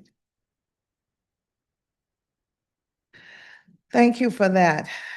And Madam Secretary, you mentioned 210 high-level diplomatic engagements. My question is, are residents invited to be in any of these activities? Or I can recall back in the day, every invitation we got, we invited, citizens, as we called it, residents. And we had a list, you could get on the list, and as you were invited, name was crossed off and then moved to the next one for the next. I'm just wondering, how do you handle that? Well, most of the invitations we get are non-transferable. And so if we do bring a resident with us, we have to ask for permission. And sometimes we do. Sometimes we bring commission members with us to certain events.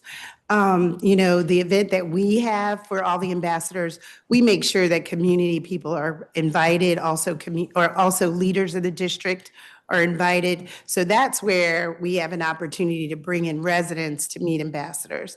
But usually when we attend those events, it's usually non-transferable.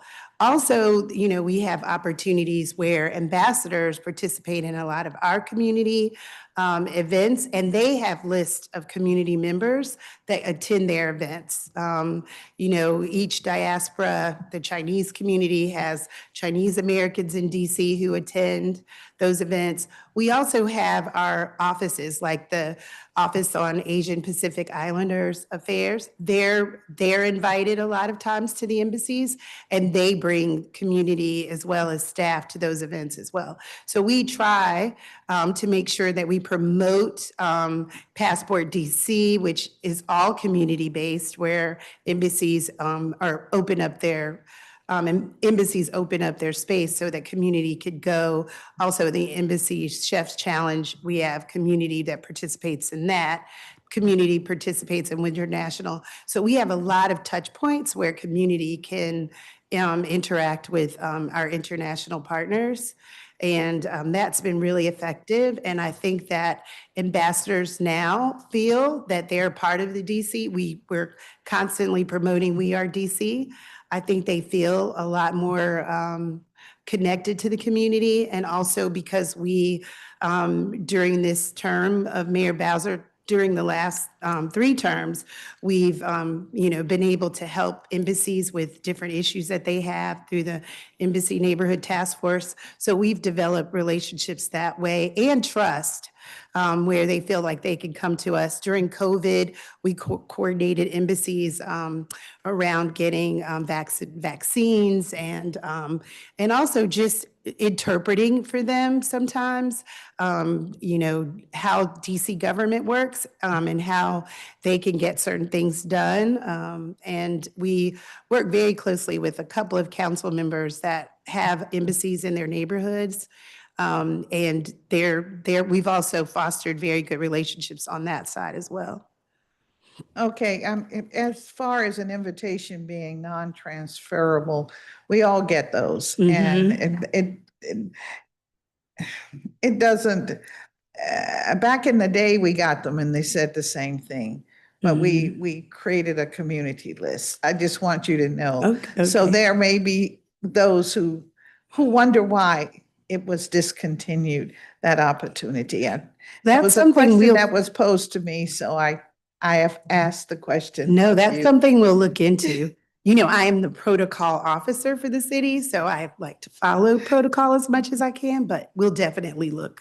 I don't into know if that. we had a protocol officer then, now that I think about it, back in the day. Probably You did. not. We just were, Yeah. just, ordinary citizens doing Yes. our thing in our community. But have that person call me because, so I'll have them on the list, number Yeah, one on the doesn't- list. Doesn't work like that. But I wanted to know about this Mayor's Embassy Neighborhood Task Force. If the task force had the occasion to deal with the sound, those with the bullhorn that was stationed outside the ambassador's residence. Did you Yes. guys weigh into that? Because we at the council weighed in and created law. I and know, which was everything. amazing. We started that. We worked with the State Department at first. We tried to handle it through the State Department. We weren't able to. We worked with the Office on Foreign Missions. We also met with the embassy several times. Councilmember Pinto, it was in her district, in her Right. ward, so she was on a lot of those calls as well. We trying to figure out ways to mitigate that situation. And then we were really waiting for neighbors to chime in. We wanted to make sure, we wanted to see how much this affect the residents, because that's our number one priority. And so the ambassadors, yes, they will complain, but we follow the lead of our residents. And so when we heard residents were starting to really, it was starting to be an issue for residents, that's when we really stepped in. That's when we really put on the pressure. And that's when you all came through with that amazing legislation that really helped with that issue of the bullhorns. So thank you. Can you explain to me how our students, you said 50,000 DC public school students across all 8 wards have been connected to the world through classroom engagement with embassies. And this is your embassy adoption program. Can you explain to me how that works? Because I'd like for 100,000, all of our students to. So that program is administered by DCPS. We are so proud of it.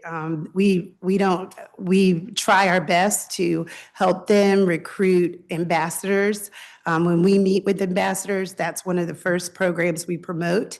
It's with fifth graders. They have a Model UN. The fifth graders are invited to the embassy at the end of their program, and the embassies come into the schools and they teach students about their culture. It is an amazing program, and we do our best to continue to support it and continue to reach out to ambassadors and say, hey, this is a very important program. So yes, we definitely support that program, but it's administered through DC Public Schools. Thank you. Okay, so you really help them find the talent Yes. as opposed to pulling the program pieces together. Thank you. Yeah. I wanted to make sure. Yes. On your, let's see, U.S. Department of State's International Visitor Leadership Program, the IVLP. Yes. I wondered if there are opportunities for the council to participate in any of those?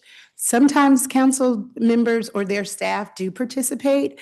It depends on what the leadership program, what they would, what information that they need. Sometimes they're interested in infrastructure, sometimes housing, sometimes even we've just recently had an interest in our returning citizens program, transportation. So we definitely pull in agency directors and then they bring in their staff. Some agencies they really enjoy it. They really like to engage more so than others. And then sometimes we've had council member staff that attend those meetings as well to give feedback. So we don't limit it to just district government agencies. We do open it up to council. Okay, you're saying that you primarily open it through advice from the agency directors based on subject matter or interests of the group? Yes, definitely. And, the reason why we use the IVLP program is because those groups are vetted. So we know who's coming in. Sometimes it'll average from 5 people to 50 people that and we bring in different agencies and they have amazing programs that and we also have some of the delegations that come and adopt some of our programs, like Vision Zero, for instance. Indonesia took our Vision Zero program back to Indonesia. It's probably working really well. So we get feedback from a lot of the participants on how this information that they get. And we also learn from them as well. So is your office automatically notified when we have, as you call it, foreign visitors that are coming to the Wilson Building or going into a government agency like maybe DOEE to talk about, the environment? Are you automatically notified? Well, you know what? We've worked very hard to make sure that agencies know to contact us when they get these inquiries. And I think it's really been going well. They've really been, I keep looking over at Belay because he does a lot of those calls for international. It's really picked up. And I think the program has continued to just grow, and they really depend on us, the State Department, to host these people. But outside So of the that, State Department notifies you. yes, but They should notify you. yes, but if we have one-offs, sometimes embassies go right directly to the agencies, or sometimes council members have friends or agencies have friends and they want their friends to come in and bring groups. So we've really done a great job. People do let us know when they have those, our agencies do let us know when they have these visitors. And we do our due diligence. We check with the State Department desk to make sure that there's no issue. We do research about the program or the group so that we can vet them per se. So we've been doing quite a bit of that as well. Sometimes we reject agencies. Sometimes we say, unfortunately, they can't come and visit you because we might have found out something, or the State Department doesn't encourage it. Okay, I know. thank you, thank you.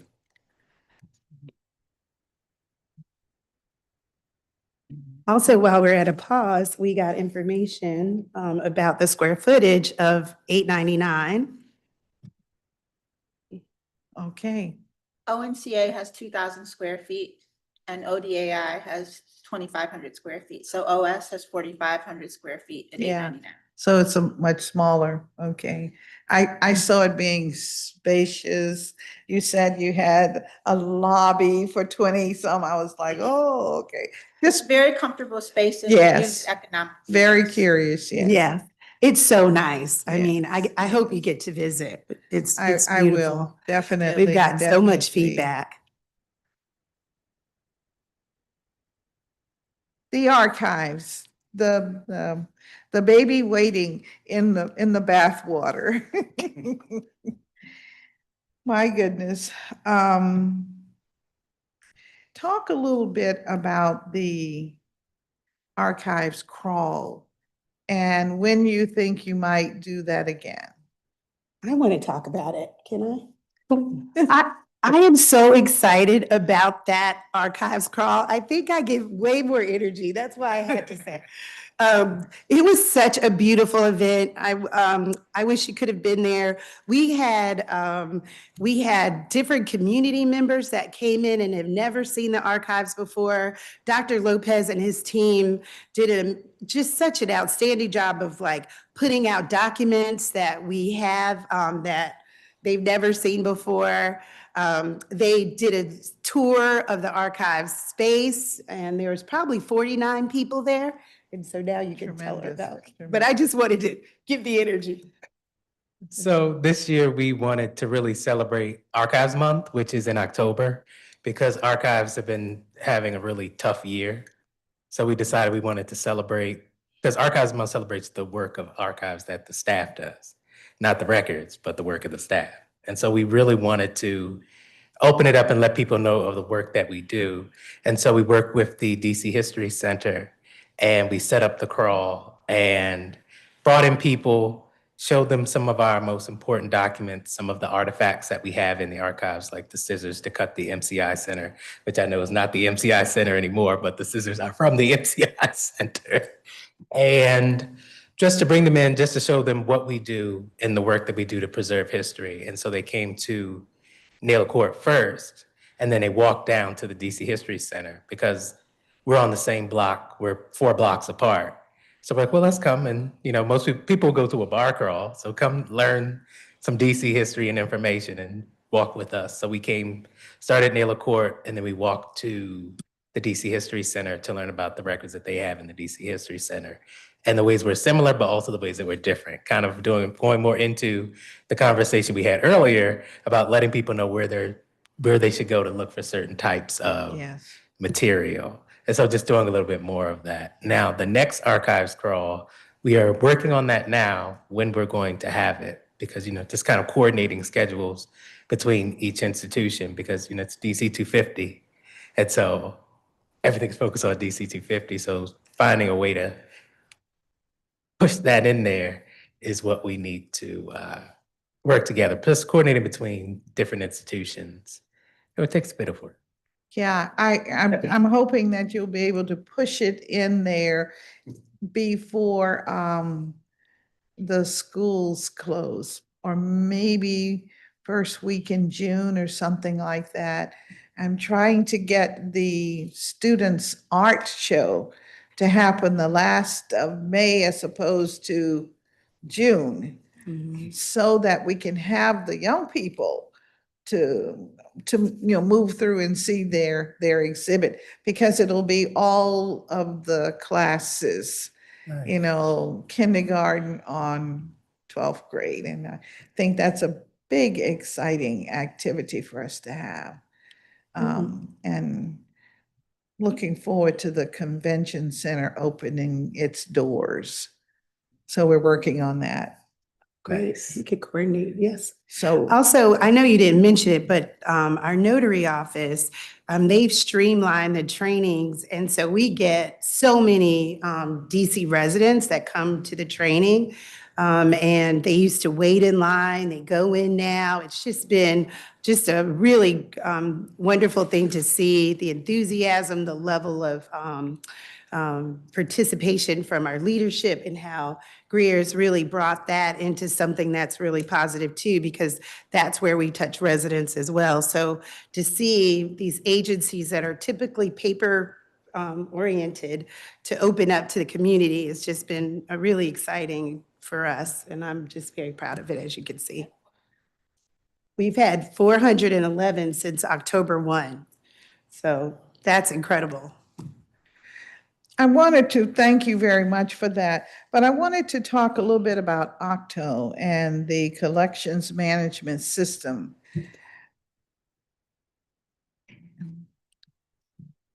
How dependable is the collections management system? Will it take us into 5 years, 10 years? And what I'm asking, you know, computer systems change sometimes as frequently as every couple of years or 2 years. And so are there some additional bells and whistles that the system will need and you anticipate in 5 years, given AI, which we didn't talk about 3 years ago? Well, the great thing about this system is that it's a open source software, and there's an entire community of archives around the country that work together to maintain it, build Yes. it, make plugins. Like MIT just added a plugin that supports data migration into archive space. And so as different archives find different needs for the software, they'll create a plugin, and then they'll open that up to the community of archives around the country so they can also do Okay. that. Like, for example, we have our new building coming, which I'm really excited about. New archives building. There's a plugin that we've already been talking to with the group about that will allow us to have agencies request records, because we don't have to do that now. Okay. But once we have our new building, we will need a system Yeah. like that. And so now we're learning about the plugin that'll need to be built into our archive space instance so that we can make better use of the software in the future as we change. So I could use Siri to request a file through your phone portal. No. Is what you Well, may actually, yeah. In the Okay. future, you can, because you can use your phone to access the Okay, so system. see, we're talking the Yeah. future. That's what I'm. Yeah, so in the Okay. future, it's going to be upgraded because there's a very active collection of archivists who are really interested in technology and really interested in making sure that archives keep up with technology. And Right. so I'm on the listserv and they just email all day. I had to put in a new folder because I'm like, I can't fill up my inbox with all of this conversation. All So, they're really active with that and we benefit from All their right, activity. as we build this DC archives, Yes. what I'm asking, this 167 million, Yeah. does it do the task? Because it's primarily the capital budget Mhm. for the building. Mhm. But then you have the associated cost. Where are we with that? And are we slowly putting together a meaningful budget plan that would take all of this into consideration? I won't be here in 2030. At least that's not my plan. So I won't be here to talk to you about it. And so I'm trying to understand where we might be and how do we plan? And is there, if we're seriously going to have an archives, do we need a piece of legislation that is enforceable based on certain guidelines that was stipulate every 3 years, 10% of the budget would be increased to take care of whatever?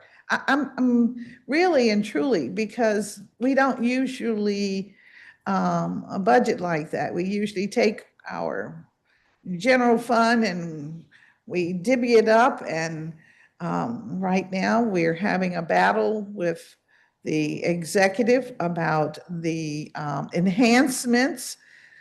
I don't call them enhancements. I want to know what you really need. And so that we can have a standing project. So nickel and diming is not my way. I just want to know, if we want to protect the archives, how do we do that? And how do we do it financially? Well, that would be in terms of the operations of the archives, that's in the OS operating budget. Yes, yes. That's where the money for the systems and Okay. the staffing and all of that exists. The money for the building, that's its own. Yeah. So you're going to separate have a ecosystem. plan that shows both. Yes, because those Okay. they're two different. So when we talk in April, Yeah. you're going to have a plan. All right. Okay. Okay.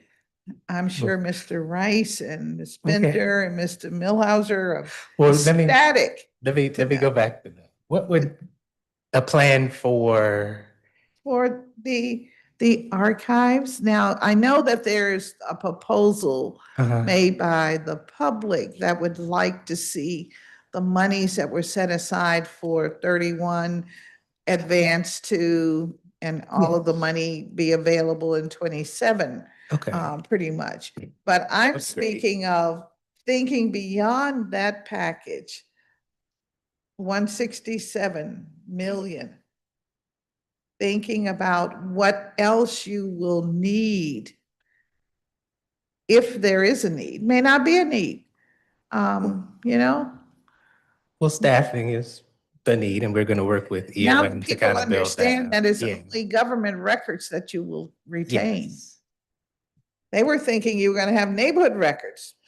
Well, but the government deals with the neighborhoods, and that's why every Okay. single district resident That- is that's- represented in the archive. Yeah. Yeah, that's the crossover. I mean, the government touches every part of your life. You're a student here in DC, your student records are at DCPS. You And interact with. But how, and this is back to my question to Mr. Millhauser, how do we in government know precisely or exactly what kinds of files should be retained? And so- Because there's all kinds of stuff. Yeah. And so that's why we have record schedules. The record schedules set out what you are to retain, what you can destroy, and they tell you what happens with your records. So that's, those are established by every agency. Every agency is required to have one. And pretty much each agency has a record schedule. If you remember back in 2018, the Office of the Right. Secretary pushed agencies to develop record schedules. They took it upon themselves to do it because generally it's the agency that has to do the record schedule. And what we're doing now. So is you meeting have regularly approved to build those it. record Yes, schedules. yes. And those record schedules are precisely what each agency is to hold on to. Yes. Yeah, and we have over 109 agencies, and what Dr. Lopez and his team have done is if you want to find out, you can go online. We have a portal set aside. If your agency doesn't know what their record schedule is, it's there, and it tells you what you should keep, what you should, every agency has one. And are you finding any compliance? And do you ask for, on an annual basis, these records? Or are you thinking that office like the zoning commission, which was created before home rule, it's to keep its records into perpetuity, and at some point when we have the archives open, we'll say, bang, here are the records. I'm trying to understand how we are going to retrieve the information from the agencies, the government agencies, and what is the frequency of getting that information? Because administrations change, and some say, we destroy it, we throw it out. So that's set by the record schedule. The record schedule sets the timing for the movement of all records. And some records are at the end of the mayor's incumbency. So as mayoral administrations change, that information is then transferred into the archives. If it says keep in the office for 4 years, but the mayor leaves office, that end of incumbency term means, okay, if they're out of office before 4 years, because things happen, then it'll automatically be transferred from the agency to the archives.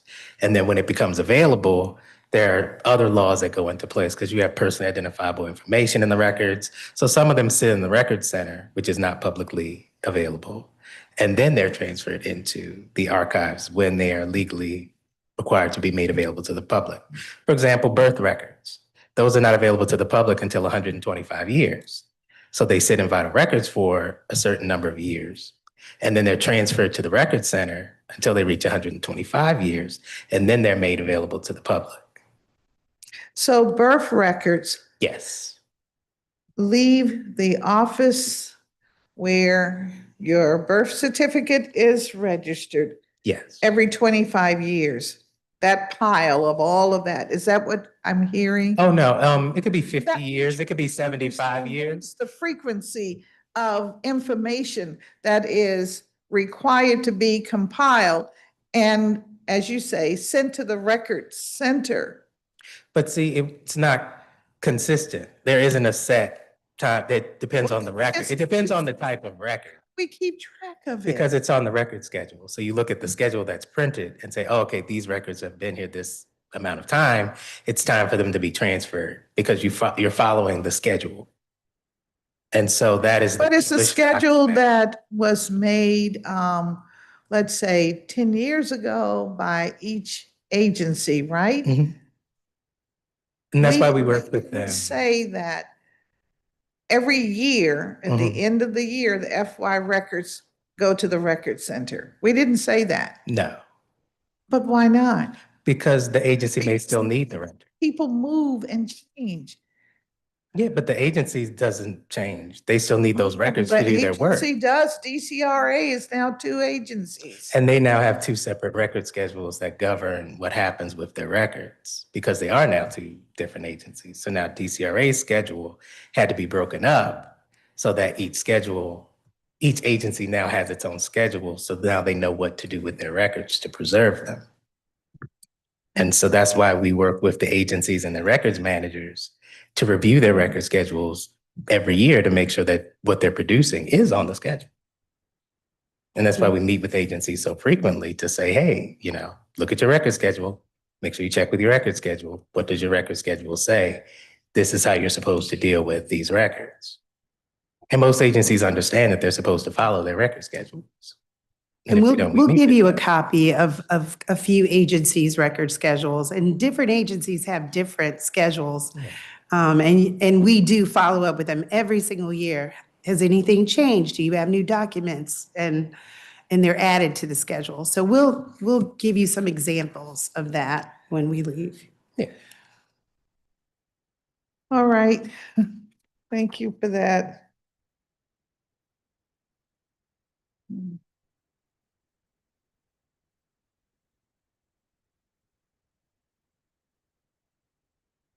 This is about your records as they are stored, perhaps in other places. In FY '25, you entered into an MOU with the National Archives of Records Administration for record storage services in the amount of $985,000. And it was renewed in FY '26 for $1,017,000. Can you help us understand, other than inflation, if there was some additional costs? They raised the prices. That's why the cost went up.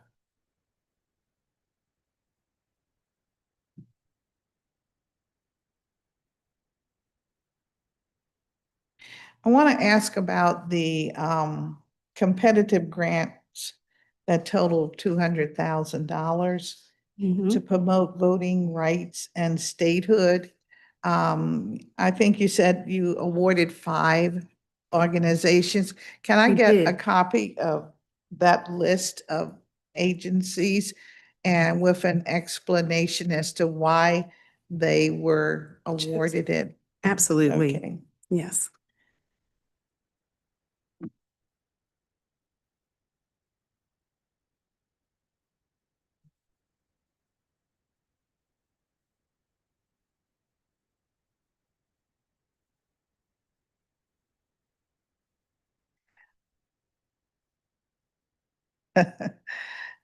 Dr. Matthews, I'm assuming that what we just talked about as far as the records management schedule, um, that it is what you use to respond to question number 11, which had to do with oversight responses for the public to understand the oversight responses. You said your office would be able to accomplish in the FY25 goal of digitizing 5,000 records.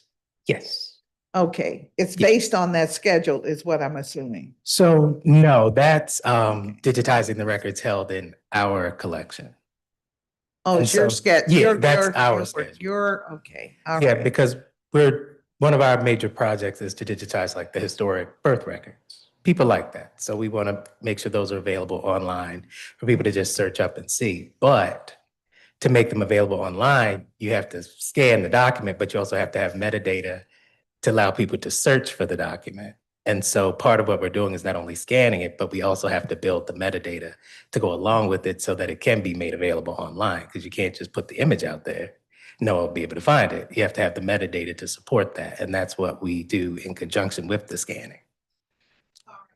So for the agencies Yeah. and their schedule, within their schedule, do they indicate how many digitized records they will produce on whatever the time, whether it's a year or 3 months or 5 years or 20 years? I don't know, whatever the schedule says. So for agency digitization projects, those tend to be special projects. And so we do have oversight over that. We have them submit a form to request approval for digitization. We also have them submit a request if they want to destroy the document because they digitized it. They have to submit a request for that, and we have to approve it. And so the digitization projects are a little different because they tend to be special projects. And so we do have metadata standards that they have to follow, digitizing standards. We follow the FADGI standards set by the National Archives and Library of Congress for the digitization of the records. And so we make sure that they follow standards for digitization projects. Okay. Thank you.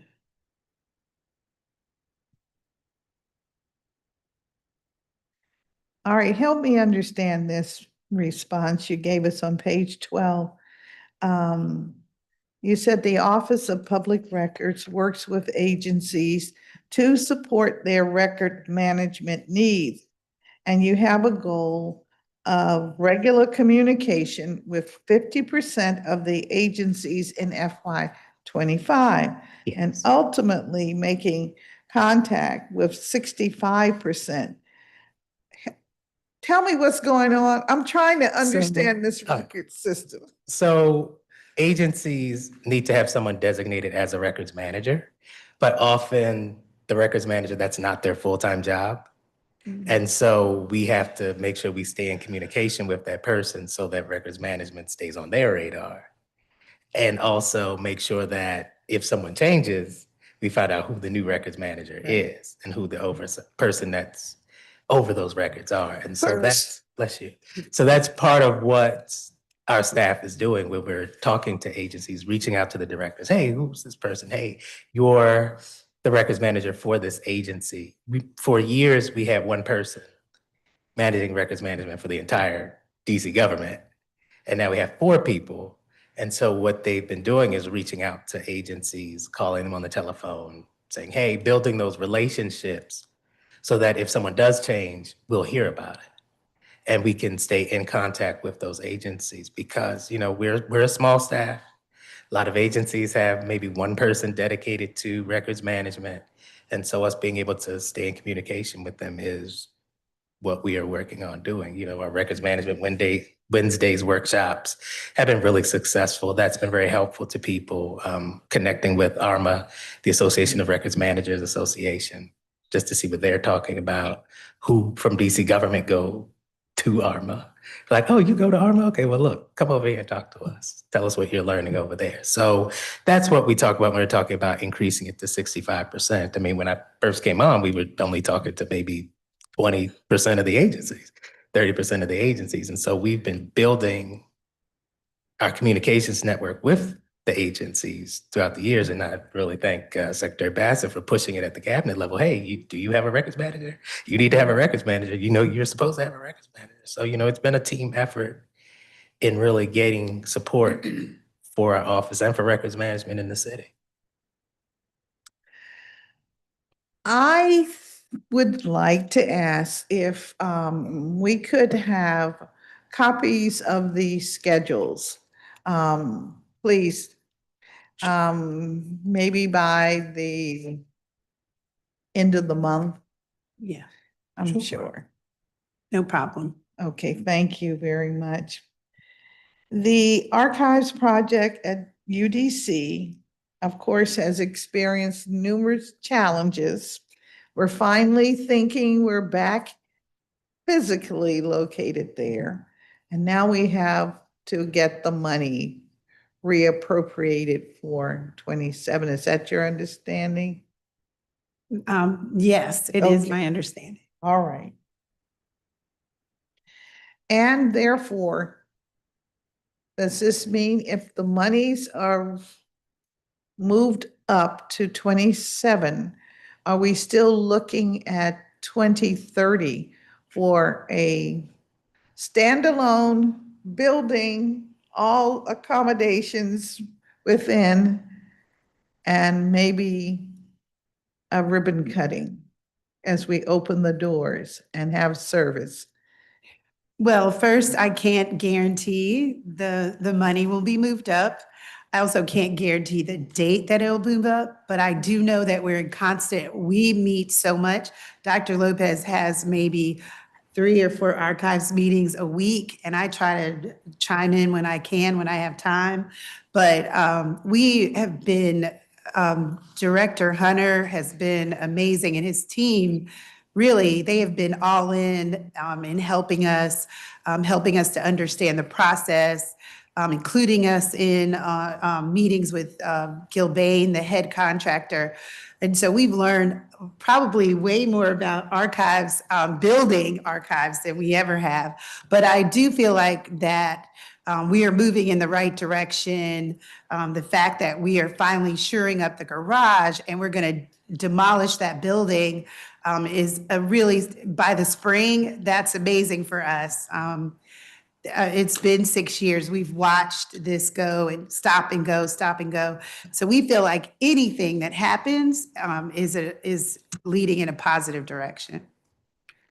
Well, help me understand these things called value engineering exercises.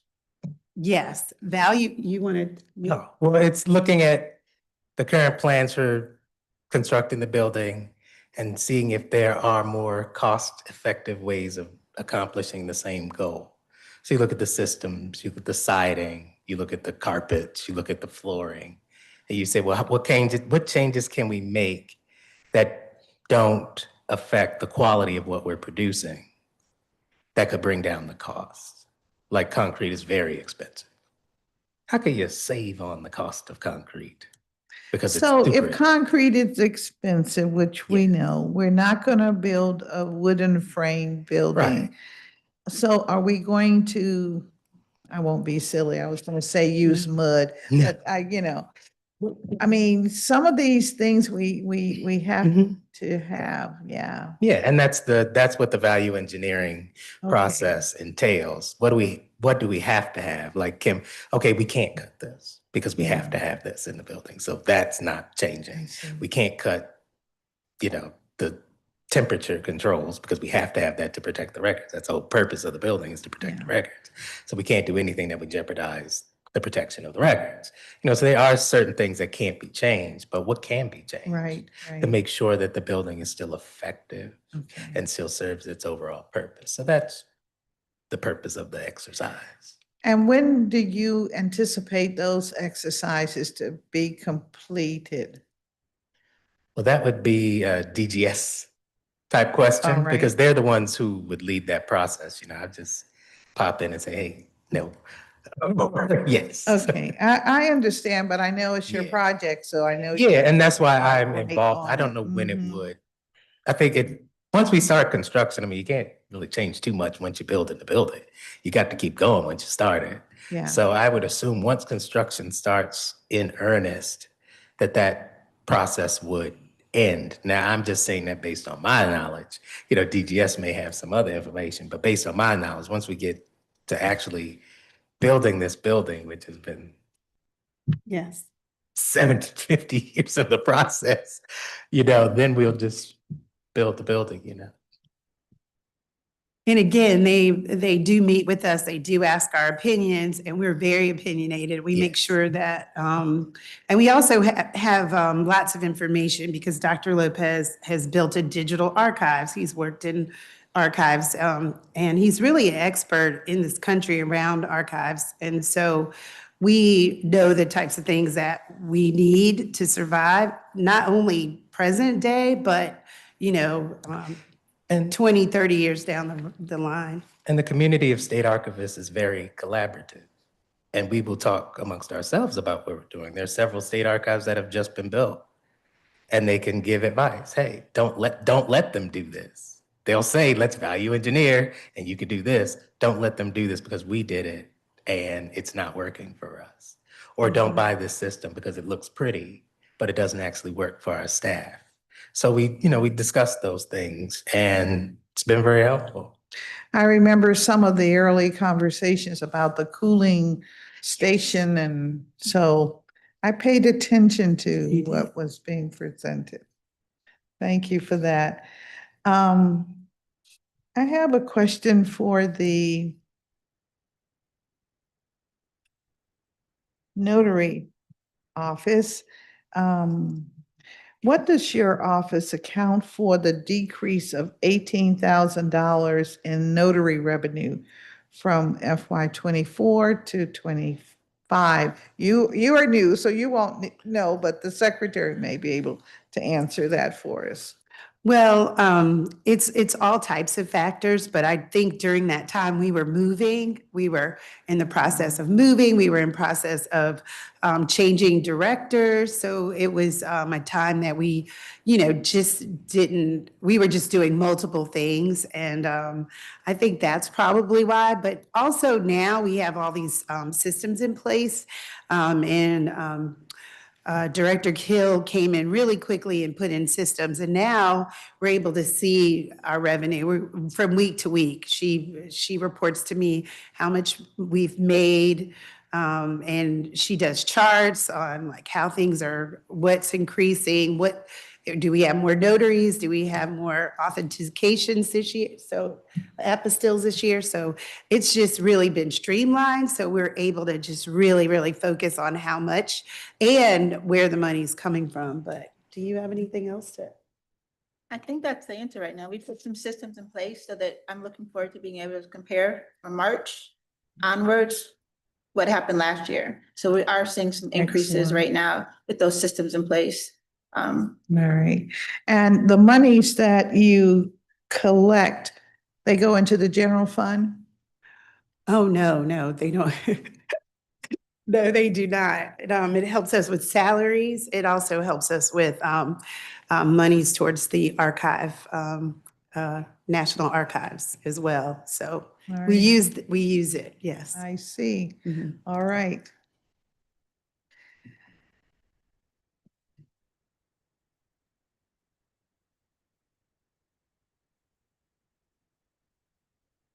And then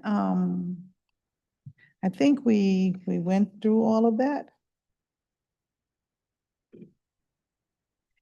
Is it possible that we can get from your office a list of all upcoming events that would inform us at least on a quarterly basis of activities that you're engaged in? It would include the various commission programs as well as visits from the different embassies or international visitors that we would have. That would be very helpful. Yes, definitely. It's Okay, no problem. thank you.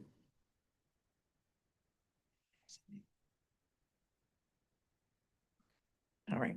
Well, thank you very much, Office of the Secretary of the District of Columbia.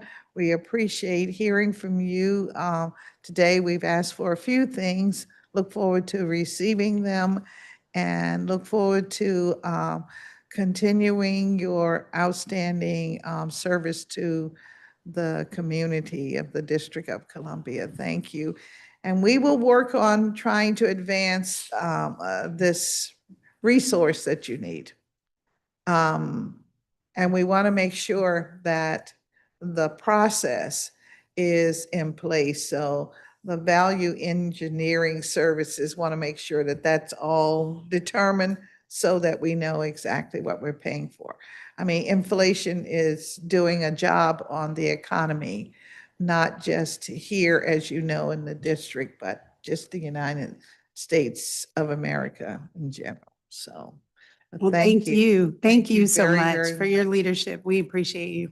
you. And Thank you. welcome, Ms. Hill, for being here. Thank you. And Mr. Reed, keep us legal in all that we do. I will. Thank you. Thank you very Thank much. you. Thank you to the entire team. We'll take a 10-minute break and then we'll come back. And we have the pleasure of talking with the Workforce Investment Council next.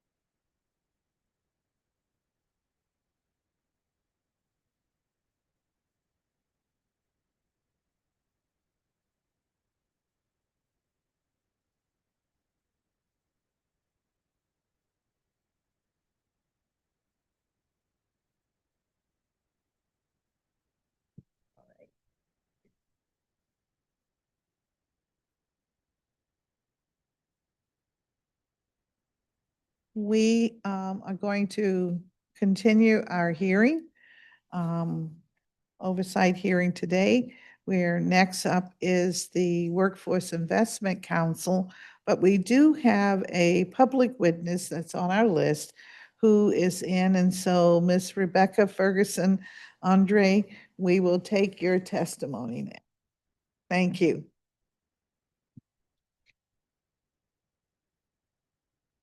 Anyone and just press the button and the red light comes on and we have your testimony.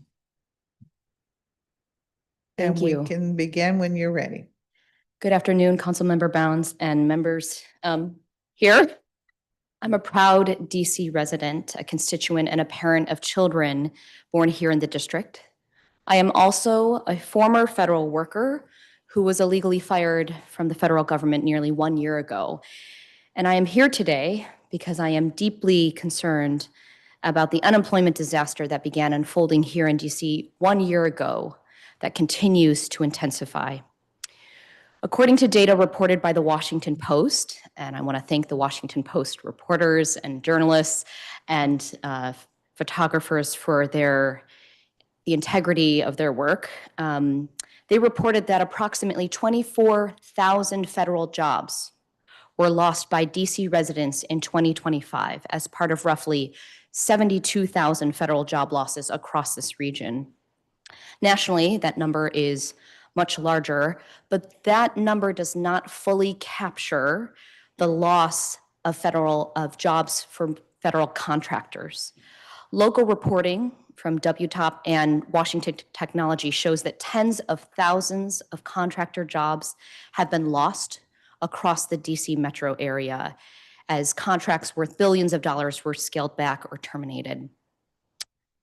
Many of those workers live here. They are our neighbors. They are fellow constituents. And the impacts are compounding. I am deeply concerned for my fellow Washingtonians who are navigating the loss of one household income and in many cases, 2 household incomes while facing one of the highest costs of living in this country. We're seeing homes sitting on the market or being sold at a loss. We are seeing landlords attempt to raise rent by 10% to make up for all of their vacancies. Folks here in the district are applying for hundreds, sometimes thousands of jobs to no avail.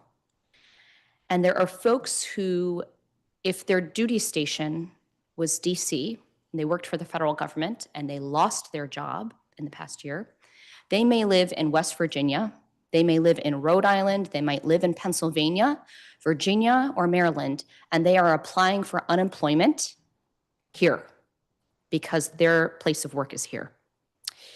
For many, their professional expertise and specialization is a mismatch to the jobs outside of the federal government. Families are being destabilized in real time. I want to commend the Workforce Investment Council for its quick action last spring.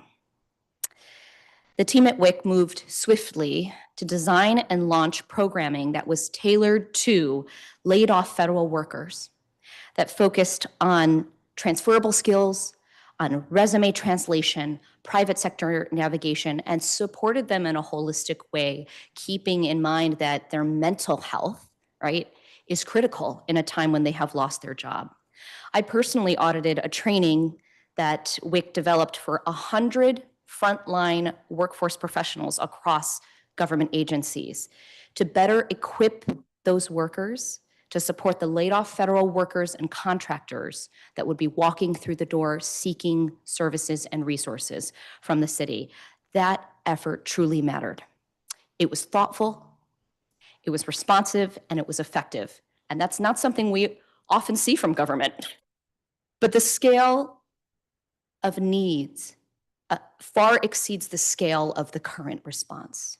I urge the council, I'm urging the city to consider providing more resources and funding to the WIC so that they can build out that program to meet people in the moment where they are right now as this unemployment disaster continues to widen. I am myself a workforce development specialist. I have spent nearly 2 decades working in workforce development and organizational change. After I experienced job loss myself on February 15th, and I'm a mother of 3 kids who lives here in the district, it was incredibly disorienting. It was incredibly isolating to experience this. And when systems are fragmented, or when systems are simply ill-prepared, right, to meet this specific demographic with what they need, it can be a failure for many folks. 2 days after I was fired, I co-founded WellFed with my colleague who was also fired. We are a DC-based social impact startup, and we're all former federal workers who were legally fired. We have provided holistic support, including career navigation, financial triage, mental health and wellness support, and community connection, because people cannot effectively job search while in crisis. We have grown to more than 3,000 members from across the country, and we have served in person over 500 residents in the DMV region with area events, and we have done this largely as volunteers. Our work is just beginning. When residents are supported as whole humans, they stabilize much faster and they can return to the workforce stronger. And that is what we're seeing. I respectfully urge you, Councilmember Bonds, to take, and the district to take the following actions. Expand and scale rapid response workforce initiatives like the one launched by the Workforce Investment Council. Increase their budget so they can scale and continue to meet the needs of DC residents.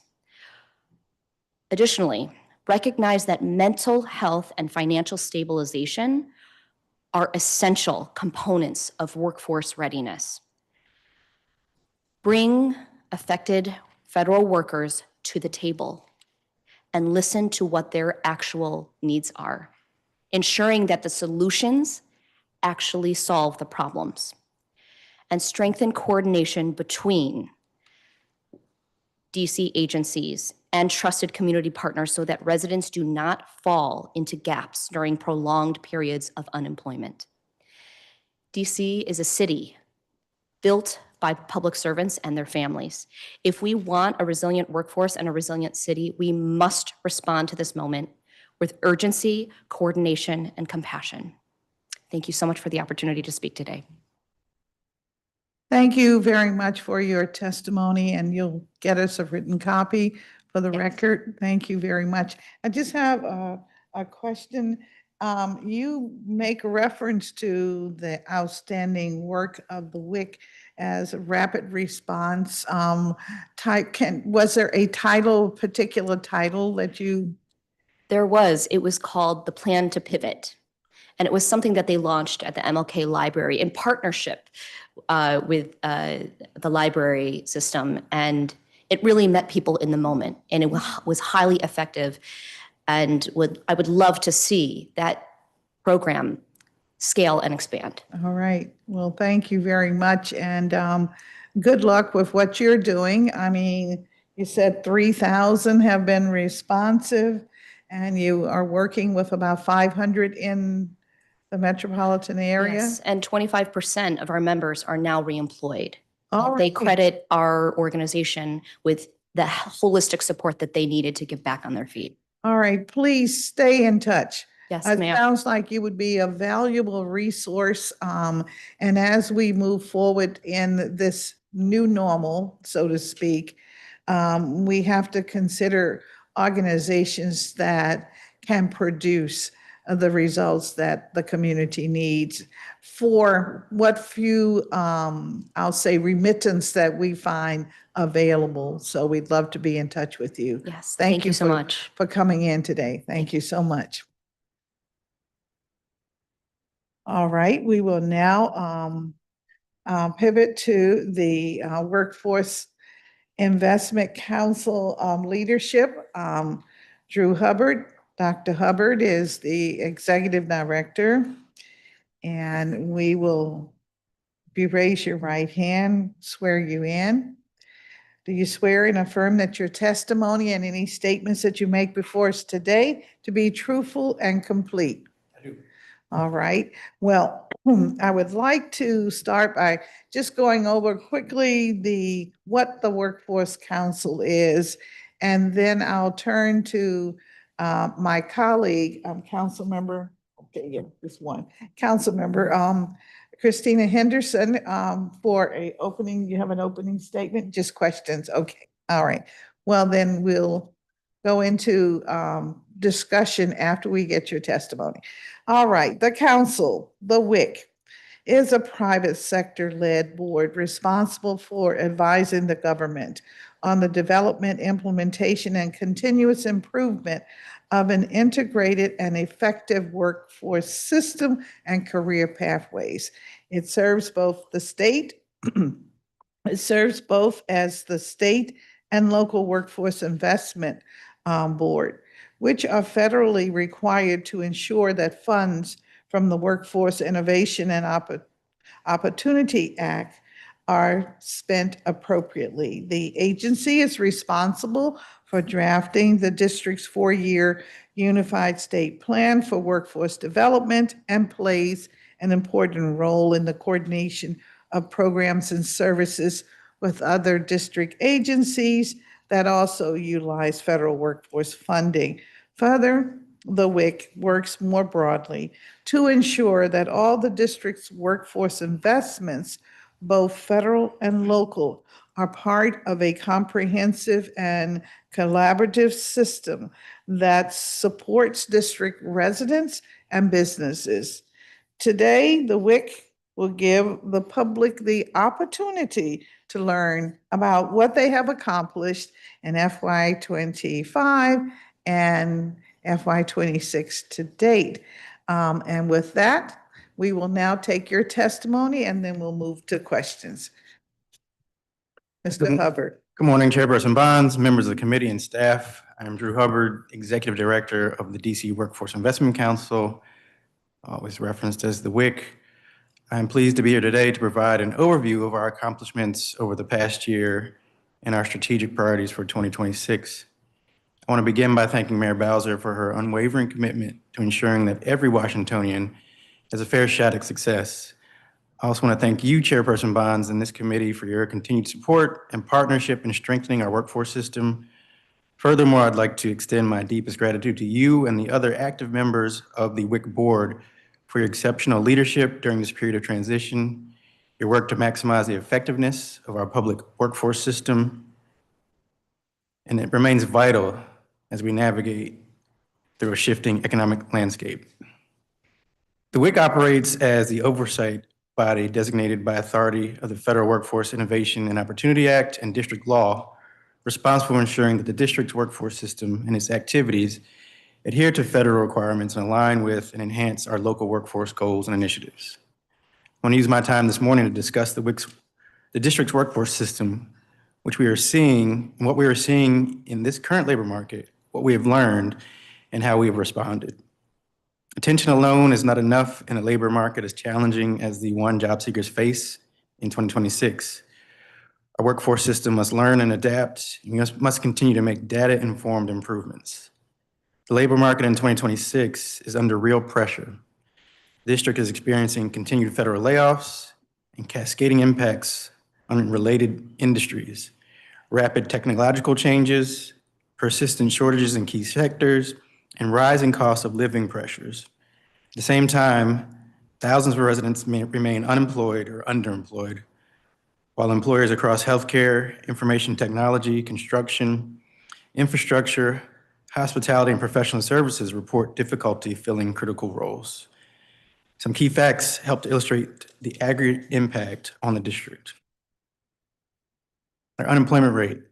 District's unemployment rate rose to 6.5% as of late 2025. Federal job losses, as we've heard from the previous testimony, account for over 72,000 losses of federal jobs in the region since January of 2025. related to the district, specifically Ward 7 and 8, continue to see the highest unemployment rates, with some estimates reaching double digits during periods of economic contraction. While the WIC is not a direct service provider, rather we function as the governance and accountability body to test whether alignment improves outcomes and to adjust the system when it does not. In accordance with this role, we focused on system-level actions that can improve outcomes for district residents. Business engagement ranks as a key strategy in our efforts to align systems. To strengthen these efforts, I was pleased to be able to recruit a new associate director of business engagement who was focused on expanding private partnerships and input in improving the quality of our training providers. A recent business roundtable hosted by the WIC served as the launchpad for regular touch points with the private sector, ensuring our training programs meet real-time employer needs. This is the first of what will be an ongoing structured conversation and convenings designed to understand hiring demands, skills gaps, and workforce pipelines, and to feed that information back into planning and decision-making for training. Another key priority has been ensuring that the WIC board better reflects the voice and perspective of the business community. With the assistance and support of the Mayor's Office of Talent and Appointments, 14 new board members have been identified, 11 of whom are business members representing the district's high-growth industries. We look forward to their swearing in and onboarding in March of 2026, when they will join our existing members to help steer the district's economic recovery. Under the leadership of the Deputy Mayor for Education and the assistance of both WIC, DOES, and other sister agencies, the district launched Talent Capital, a first-of-its-kind regional initiative housed at the Metropolitan Washington Council of Governments. Talent Capital is an AI-powered platform designed to provide displaced workers with personalized job matching, no-cost coaching, and rapid reskilling in high-demand fields like data science and AI. Given the magnitude of the federal job losses and the economic impact across the district, Maryland, and Virginia, local partners rose to the moment to connect job seekers to new roles and opportunities. The work to develop Talent Capital AI also facilitated additional engagement with the business community on how to better meet regional workforce needs. Talent Capital AI provides a real-time snapshot of the available jobs in the region and the skills required for open positions. As part of Talent Capital, residents are also receiving free coaching and training through local universities and partners. In addition to Talent Capital AI, we're able to hear a little bit about Plan to Pivot, which is a strategic workforce program designed by the WIC to support former federal workers impacted by regional layoffs in their transition to the private sector. The program consists of two primary components. Through a partnership with the DC Public Library, the WIC offers a series of workshops focused on job search preparation. Key topics include translating federal experience into private sector skills, using AI for resume updates, and adjusting professional mindsets. Over 90 residents registered for the workshops, and over 26 currently are in an accelerated project management training sponsored by Build Within in partnership with DOES, which is funding the trainings. The WIC also trained over 150 frontline workers to ensure that the district's workforce system can meet this surge in job seeker demand, particularly with this new demographic. The WIC developed a 6-module curriculum to train professional career coaches on the specific nuances of federal to private sector transitions. The initiative works alongside the Talent Capital platform to provide a comprehensive support network for displaced professionals in the region. Our vision for the future is a workforce system that is nimble, data-driven, and equitable, a system where residents can see clear pathways to opportunity in high-growth, high-wage job sectors, a system where employers trust that engagement leads to results, and a system where public dollars are aligned, transparent, and accountable. In 2026, we will continue to work towards that vision with our sister agencies, the council, and business partners by completing and disseminating career pathway maps, increasing board engagement to drive the priorities of the workforce system based on local needs, and scaling the Talent Capital Initiative to reach more residents. Our top priority for 2026 include submission of the Workforce Innovation and Opportunity Act state plan modification, completion and dissemination of the career pathways maps, hosting the 2026 DC Workforce Summit in September of this year, increasing board engagement, so that it will drive the priorities of the district workforce system based on labor market and economic data and regional conditions, working with the DME, DOES, nonprofits, employer and regional partners to scale the talent capital platform to reach more residents, and convening quarterly business roundtables to stay ahead of labor market trends. I want to conclude by thanking the dedicated WIC staff for their commitment to excellence. Their hard work ensures our system runs with efficacy and efficiency, and our residents and business partners are given the tools that they deserve. Thank you for the opportunity to testify and look forward to your questions. Thank you. Thank you very much for your testimony. I wanted to start talking about the plan to pivot that program that provides workshops and upskilling for the federal workers impacted by layoffs, as we heard our public witness articulate. How is the WIC measuring the benefits of these workshops? I know anecdotally we can receive testimony and there is a buzz in the community that it's working. But what data are you collecting? Well, as we were looking to develop this program, we initially relied on a lot of the data available that was available for the folks who were at risk of and losing these federal jobs. But as we started to actually offer the workshops, really using almost interview as a tool to speak to the individuals, validated some of the things and actually added to what we knew about this population. So as folks came in and took advantage of the program, we were capturing what agencies they were coming from, what level of federal government job that they were exiting from, salary information, and it really helped paint a more complete picture of what this population was. We noticed that we were dealing with a lot of mid-level professionals who had been at federal government work for in some cases, well over a decade. They tended to be higher wage earners in their former jobs. And it helped us really think about servicing a demographic, as I mentioned, that we typically don't.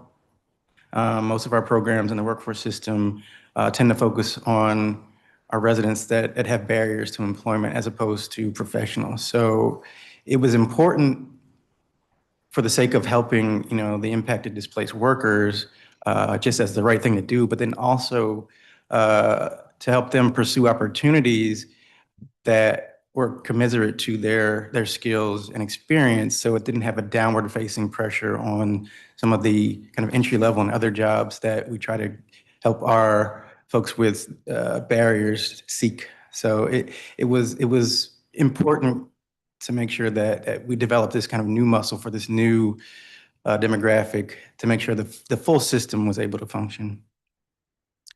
So from your data gathering and your engagement with these individuals, how many were able to find new employment? Or did you capture that? We didn't capture that, but we're still in touch with most of the folks, right? Yes. And is this the group of 150? Now, the 150 were frontline workers. So those are our district government employees, as well as some nonprofits and other private sector partners that do workforce development that typically wouldn't service this this population. I think we did, is it 90? Yes. 90 individuals came through the work. 90? Mm-hmm. Excellent. Okay. And you're still in touch with them? We are. And how we kind of got to some of them earlier in the process, DCHR and a lot of the sister agencies had a job fair, particularly to try to attract displaced workers for opportunities in the district government. We were able to work with DCHR to do some outreach to folks who submitted resumes and were looking for opportunities, as well as just getting the word out. And we had people, as was mentioned, hear about the program either word of mouth or some of the outreach that we did. Folks that had participated earlier would pass it along to some colleagues in their circles, and it was I'd like to think from what we've heard very rewarding for those participants just to have a resource to help try to think through, especially through the early portion of their job search. And of the WIC board that is very representative of many different industries in the city, how many of those industries have shown an interest in any of these? Are you say you're in regular contact with them? So I'm wondering if there is some information shared with you as to whether or not they're having to send 100 resumes and no hit, or whether or not they are showing there is some interest in the employment community. So I think that's captured more so in the Talent AI platform. So we're able to see the raw numbers of people that access that system. I think in the first 3 months, if I'm remembering, about 100,000 individuals took advantage of using that system. And of the jobs, because the employers can actually post jobs in the system too, there were about 55,000 verified full-time jobs posted in the system. And of that, about 40% were in the healthcare industry. But it's targeted to, again, our sectors around healthcare, skilled trades, applied IT, finance, and operations, and healthcare, as I mentioned. All right, and so today you can't tell us if there have been any hits or matches with these particular industry groups to the 90 that. Oh, with the 90, we can try to bump it against that system and I'll get it back to you. Would you please? Yes, Within 10 days? absolutely. We'd love to have that. And as I mentioned too, there's a subset going through project management training right now. So as that wraps up, they'll be in a more A accurate. subset of the 90? Mhm. Okay. All right. It sounds so hopeful. That's why I'm asking these questions. And, the WIC does not usually provide this level of detail. And it sounds like we're in the business of matching talent to job opportunities. And this is very exciting. I'll turn to my colleague, Councilmember Henderson. I'm sure she has a few questions as well. Thank you, Councilmember Bonds, and good afternoon. I will focus a lot of my questions on WIOA funding, if that's okay. So in the oversight pre-hearing responses that you guys submitted to the committee, you mentioned that there was a federal mandate for a WIOA mid-cycle plan modification, and applications from agencies were required to be submitted by January 16th. Those applications what type of changes do we anticipate? In the mid-year plan? Yeah. We're focused heavily on updating the economic analysis. Okay. That makes up a big part of the plan. And a lot of it is around the downturn we're seeing related to the federal layoffs. So that's going to be a big portion.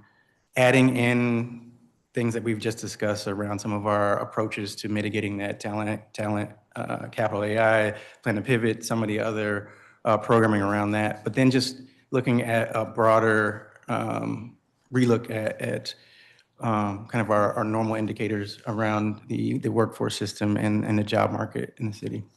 Okay. Do folks meet the deadline? As far as the agency partners? Mm-hmm. So yes and no. And I say that because we've modified our timeline a little bit. Okay. Because of various factors. The guidance from the Department of Labor on what needed to be seen or what was suggested to be seen in the mid-cycle plan literally just came out about 2 weeks ago. So we are in the process of looking at requesting for an extension on our submission. So we're adjusting to go back and get some of the information from the agency partners. Okay. In terms of, now, correct me if I'm wrong, I think WIOA funds for the district are split mainly between 4 agencies: Department of Employment Services, Office of the State Superintendent for Education, Department of Human Services, and Department of Disability Services. Is that Correct. correct? You don't anticipate any changes in terms of those core 4? As far as the recipients? Yes. No. Okay. They're by title, by statute of WIOA, so yeah. Okay. Where can we find, we spent a lot of time on your website, which, you know, trying to find information in the before, but where could we find information around not only the breakout amongst the 4 agencies, but the quarterly reports and the annual reports, which haven't really been uploaded on your website in a little bit of time. So that has made it a little bit difficult for us to sort of follow the trail of where things are going. We can try to help track that down. If I'm remembering, based on title, those agencies are responsible for reporting up. And things have shifted a little bit too, because if you take OSSI, for example, typically the trail down from the federal government has been the Department of Education. Yeah. A lot of that has shifted over to labor now. Yeah. So we are working through what goes where in kind of this new reality also, but I think we can help track those down.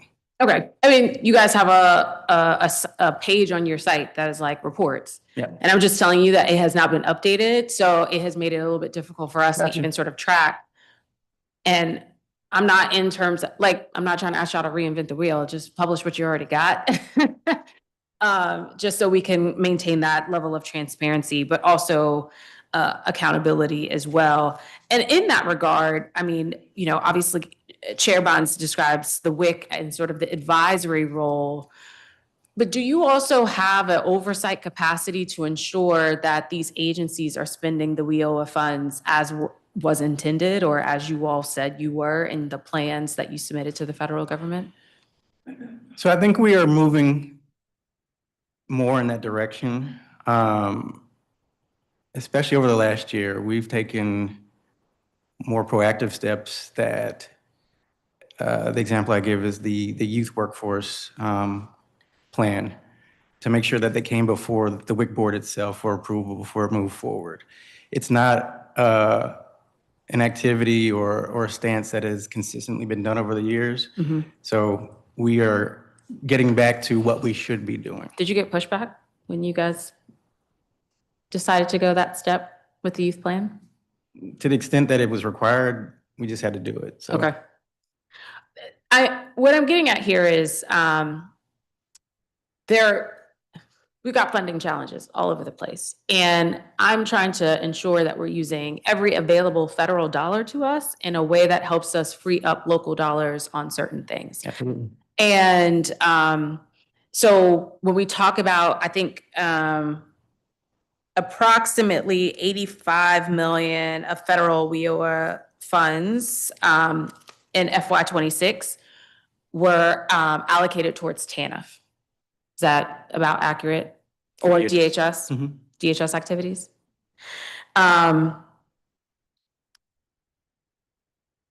We also found evidence, though, in talking to the budget office, that of all of the WIOA funding programs that we fund, TANF has the largest amount of carryover each and every year out of WIOA. Is that accurate?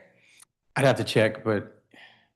Okay, so this is what I'm trying to get at. I mean, I feel like we're trying to determine who is the agency to talk about, WIOA in particular. And at least my understanding is that the Workforce Investment Council is supposed to be that fiscal agent, or do I have it wrong?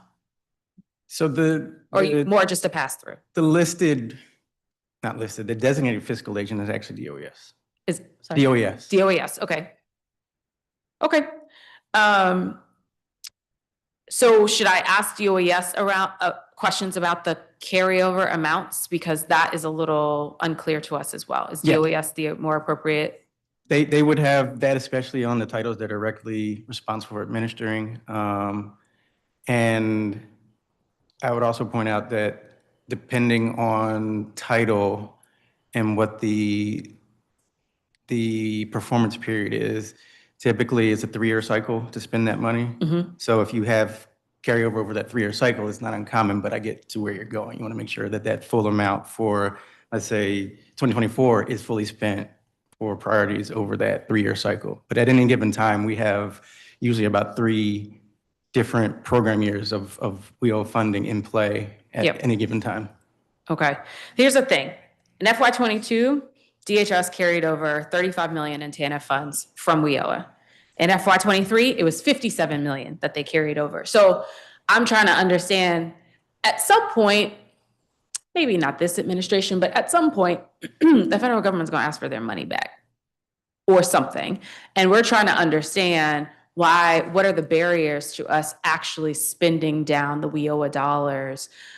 Because at least my understanding is that WIOA funds in sort of the workforce space can be used on lots of different activities, including childcare, which might help in some of the other, we've got fiscal pressures and childcare subsidy. Maybe this could be a place where we're able to do that for folks who are actively working or looking for jobs. So that's kind of where I'm going. But you're telling me DOES is more of appropriate For the agency. WIOA dollars, and I think I'm getting a slight correction. The DHS dollars are not actually traditional WIOA dollars. The 3 agencies that have WIOA title dollars are IC, DDS, and DOES. Okay. So the DHS money is related through TANF and workforce activities, but it's not coming out of WIOA funds.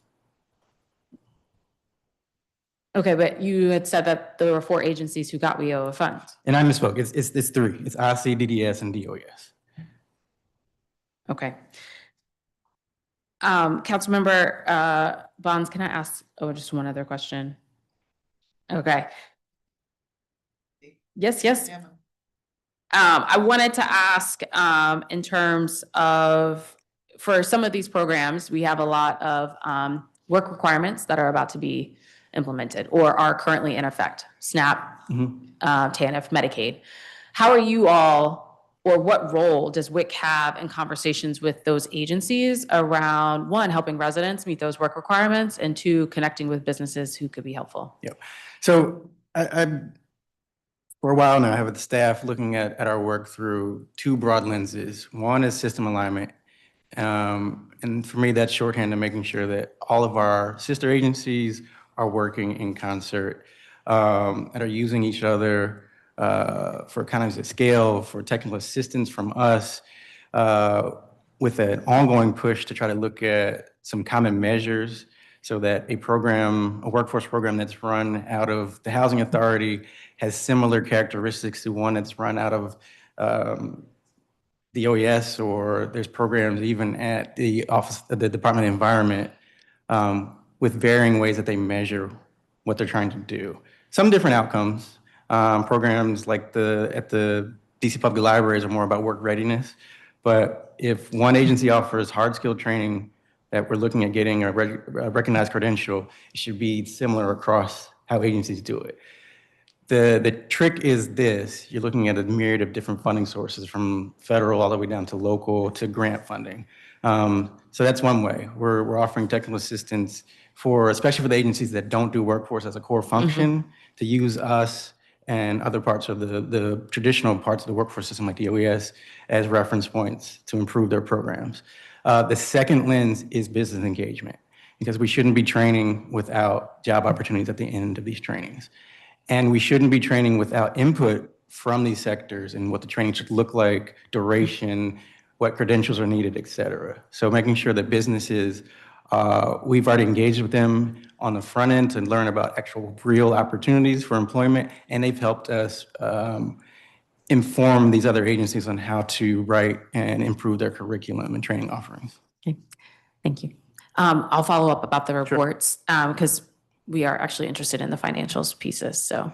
And with that, the director of DHS sits on the WIC board, so we've been in some continuous conversations on the work requirements, so we can help suss out what you're looking for. Great, thank you, thank you. Thank you. Mr. Hubbard, at a previous hearing, I had an inquiry from a member of the disabilities community, and they were concerned that the disabilities community does not seem to be presented as a opportunity for jobs. And in fact, they would like to be classified as a protected group as it relates to employment. Do you have within the WIC any reference to protected groups for employment that would be earmarked, like returning citizens? Specialty groups, I guess is what I should call it. So we do. As we were talking about the WIO estate plan, as you well know, probably less than 2 years ago, we submitted to the Department of Labor our 4-year estate plan. One of the elements in the estate plan was particularly and specifically calling out the kind of groups you're talking about. We specifically referenced women of color, residents east of the river, returning citizens, seniors. So in this upcoming plan, we can definitely highlight the disability community as a target population that we want to have specific programming continue to be developed for in the district. As you also know, the director of the Department of Disability Services sits on the WIC. He advocates tirelessly for these kind of opportunities. DDS is one of the partners that sits in our American Job Centers to provide these kind of services for folks in the disability community. But we can always do better in highlighting opportunities and making sure that employers know that this is a ripe population for talent. All right. Now, in your response to Councilmember Henderson, you indicated OSSI, DOES, Department of Human Services, and DDS. OSSI, DDS, and DOES. So only three, 3 not 4. are the core. All right, but the Department of Human Services does indirectly extract from the whale plan The dollars. plan itself? The dollars. Sure. Mhm. The utilization of the dollars. So that causes me to wonder, do we have a secondary beneficiary list that would include the Department of Human Services and some other entities? Yes. And could I get a copy of that list? Or you want to articulate that now, or? Of all the different populations. Let me make sure it's complete and I'll send it to you. All right, would you please, within 10 days? Mhm. Thank you very, very much. In your specialty groups, you said you would add disabilities community. Could we also get a list of all of the specialties? You Yes. mentioned, certain populations living in a certain part of the city and what have you. Would Yeah. like to see that. And let me ask you, of these specialty populations, do you track how the dollars flow to these populations? Or is there a system that you use to determine that if it's in a plan and we say we're going to service these groups, that we actually see resources flowing to these specialty groups? In some ways, yes. If we're charged with tracking all the dollars, regardless of source, across the different agencies that offer workforce programs. So in putting this into the state plan, we wanted to kind of set a guidepost that we wanted to see particular programming for these particular populations. In some cases, there's existing programs, whether they be at DOES or at some of the other agencies that offer programming. So it's really pulling that information through the auspices of the expenditure guide, looking at funding source, who they're targeting, whether they're contracting those services out in large part, especially the agencies outside the particular workforce agencies. A lot of that work is contracted out, and making sure that they're tracking outcomes. So one of the ongoing kind of takeaways from the expenditure guide is really improving on what we're tracking and asking for from these agencies. And as we see gaps, going back to them to encourage them to change how their programming is set up. We have found instances where there's a workforce program offered and they're not tracking employment outcomes. And as I've referenced before, we can't operate in a manner like that. We need to know that as these dollars go out, it's for the purpose of preparing our residents for job opportunities. And we're tracking to see, number one, if they are able to successfully gain employment, but then also seeing if they're able to stay in those positions over time. Do we have documentation that would tell us if and when the WIC ever tracked employment outcomes? To the extent, and I don't want to sound like I'm hedging, but we're also tasked with our eligible training provider list, which is the ETPL is training providers that are able to pull down federal funding on behalf of residents for training opportunities. Within that set of trainers, they are required to report back to us on outcomes also. But that's just a subset of the training providers throughout the city and how they're funded. So we have a subset based on kind of the federal funds that support ETPL that's been required to report that over the years. So you do have data that shows that the WIC has been tracking trainers. Mm-hmm. And that, I forget what that Bible is called, that big. Oh, the expenditure guide? Yes, yes. And that guy pretty much tells us or gives us a listing of all of the training that touches the WIOLA money, correct?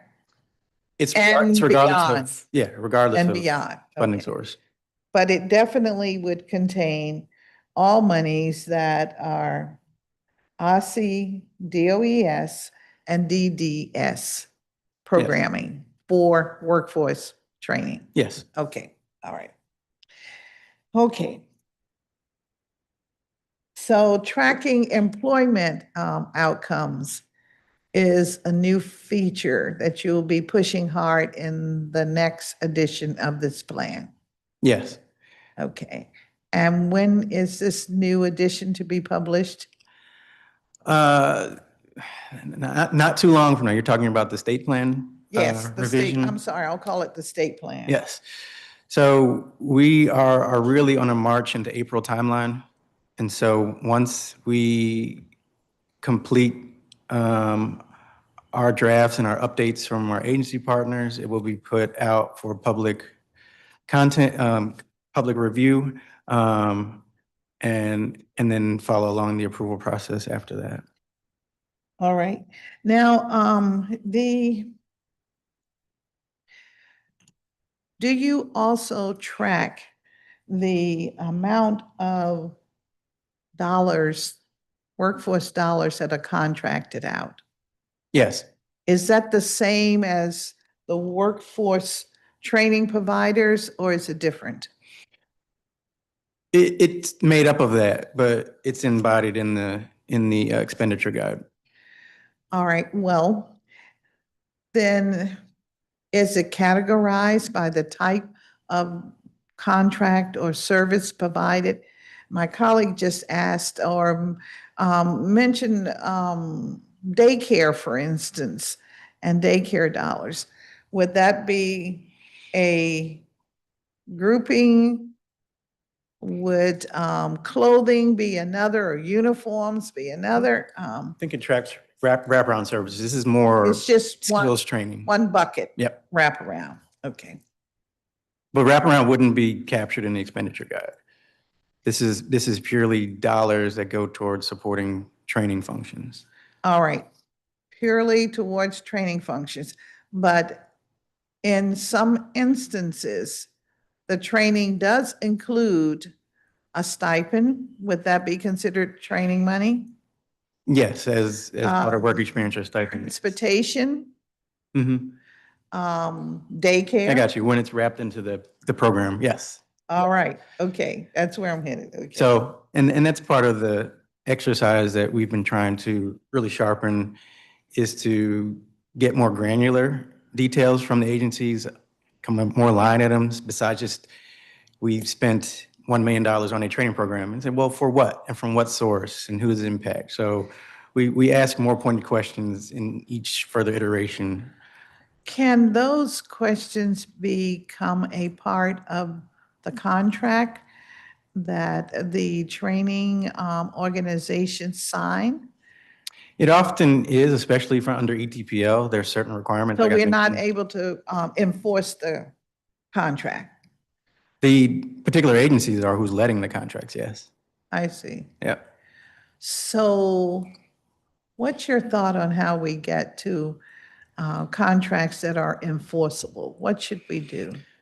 Well, I think for a long time, we've looked at performance-based contracting so that the promises you make towards these residents are measured against how you get paid out, whether it's a full amount or if there's retainage and some lessening based on placement rates and other factors. So I think as a technical assistance entity, we've encouraged our agency partners to do performance-based contracting related to that.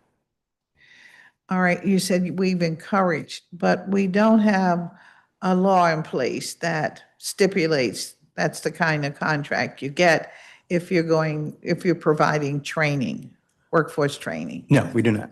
All right, so that's something that we need to pay attention to, in my opinion. I want to thank you praise you for the responses that you gave to our questions. It's organized so that a kindergartner can follow, and that's exciting for our government. We don't usually do that. We are not usually provide clarity and understanding. So please accept the kudos from this committee for that. Credit the staff for that. Well, as we know, but we wanted to make sure that it's really clear. You, one of your responses, number 9, you said that the WIC is advancing the mayor's Grow DC plan.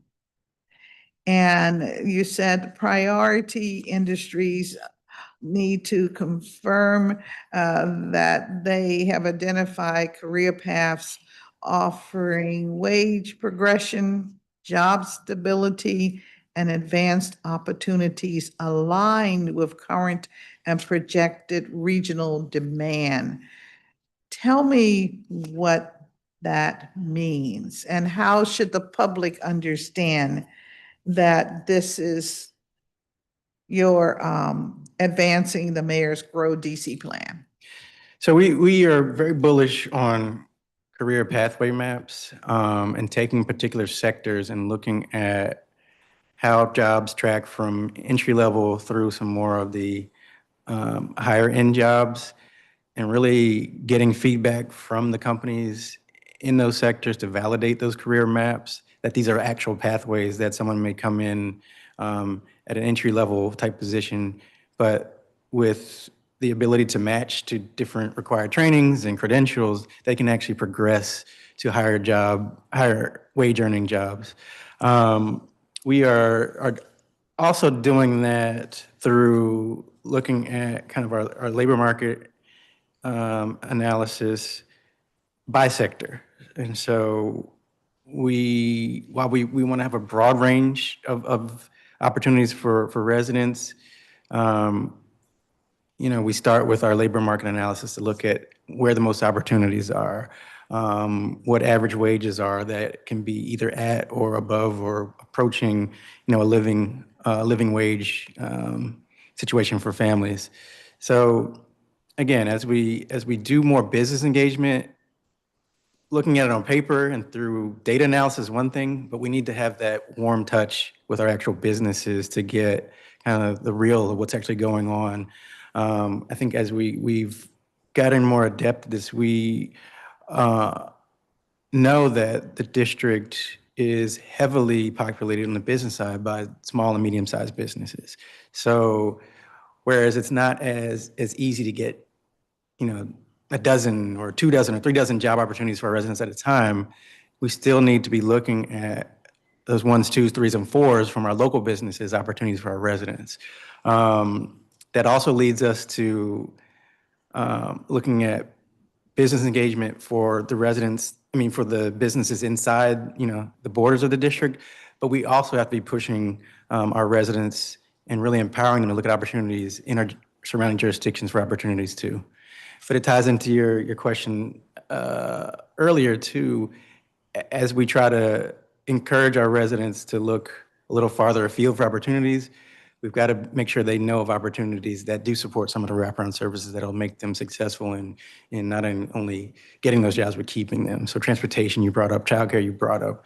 We got to really make sure we have those resources available and that residents know about them. Because it's one thing through kind of our interaction with job seekers, kind of over a wide range of folks, but even our businesses too, it's just not knowing that some of these programs and supports are in place that they didn't know were there. So part of our function is making sure that we push out the opportunities so folks know that they're there to use them.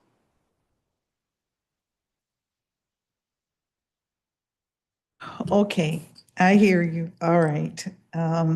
And as you were talking, I was just wondering if you wanted to share with us any of the findings as you convene the sector-specific businesses as it relates to, I know you indicated that employers informed they need pathways for medical assistance, patient care technicians, help desk technicians. Are we finding that there is a market for a particular type of job over others? I mean, it's your response in number 9, it's like 15 different things. And I was just curious if we are at a point where we can, through your conversations with the business community, if we can identify a occupation, a job title that we need to train for that we're not training for, or occupation where there are plentiful of jobs that we can steer the public to those jobs. Yes, and I think that's particularly the case by sector. So the example I have given you in the past, and like to continue kind of as a model, we've for years had a very robust relationship on the healthcare side, and a lot of that work has been led by the Hospital Association, but they bring to the table different business entities from across the spectrum in healthcare, whether it's long-term care, pharmacies, hospitals, primary care providers. And so you go from just a list of words of job titles to them saying, no, these are the actual opportunities. So we are trying to make sure we take that same kind of care as we branch over into IT as a sector or some of the other sectors, that we get the real on the ground look at these opportunities from the folks that have the job opportunities themselves. All right, and in looking at all of these jobs, I'm reminded that the DOES director continues to say that there are at least a job for every DC resident. Now, I don't know if that means that they are vacant jobs, opportunities, or if it means that when we look at the landscape of commerce in the city, that this is the total number of jobs that,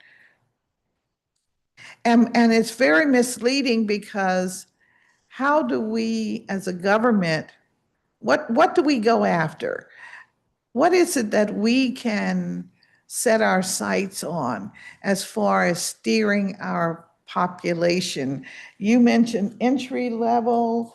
You wanted to go from entry level to high end. Okay.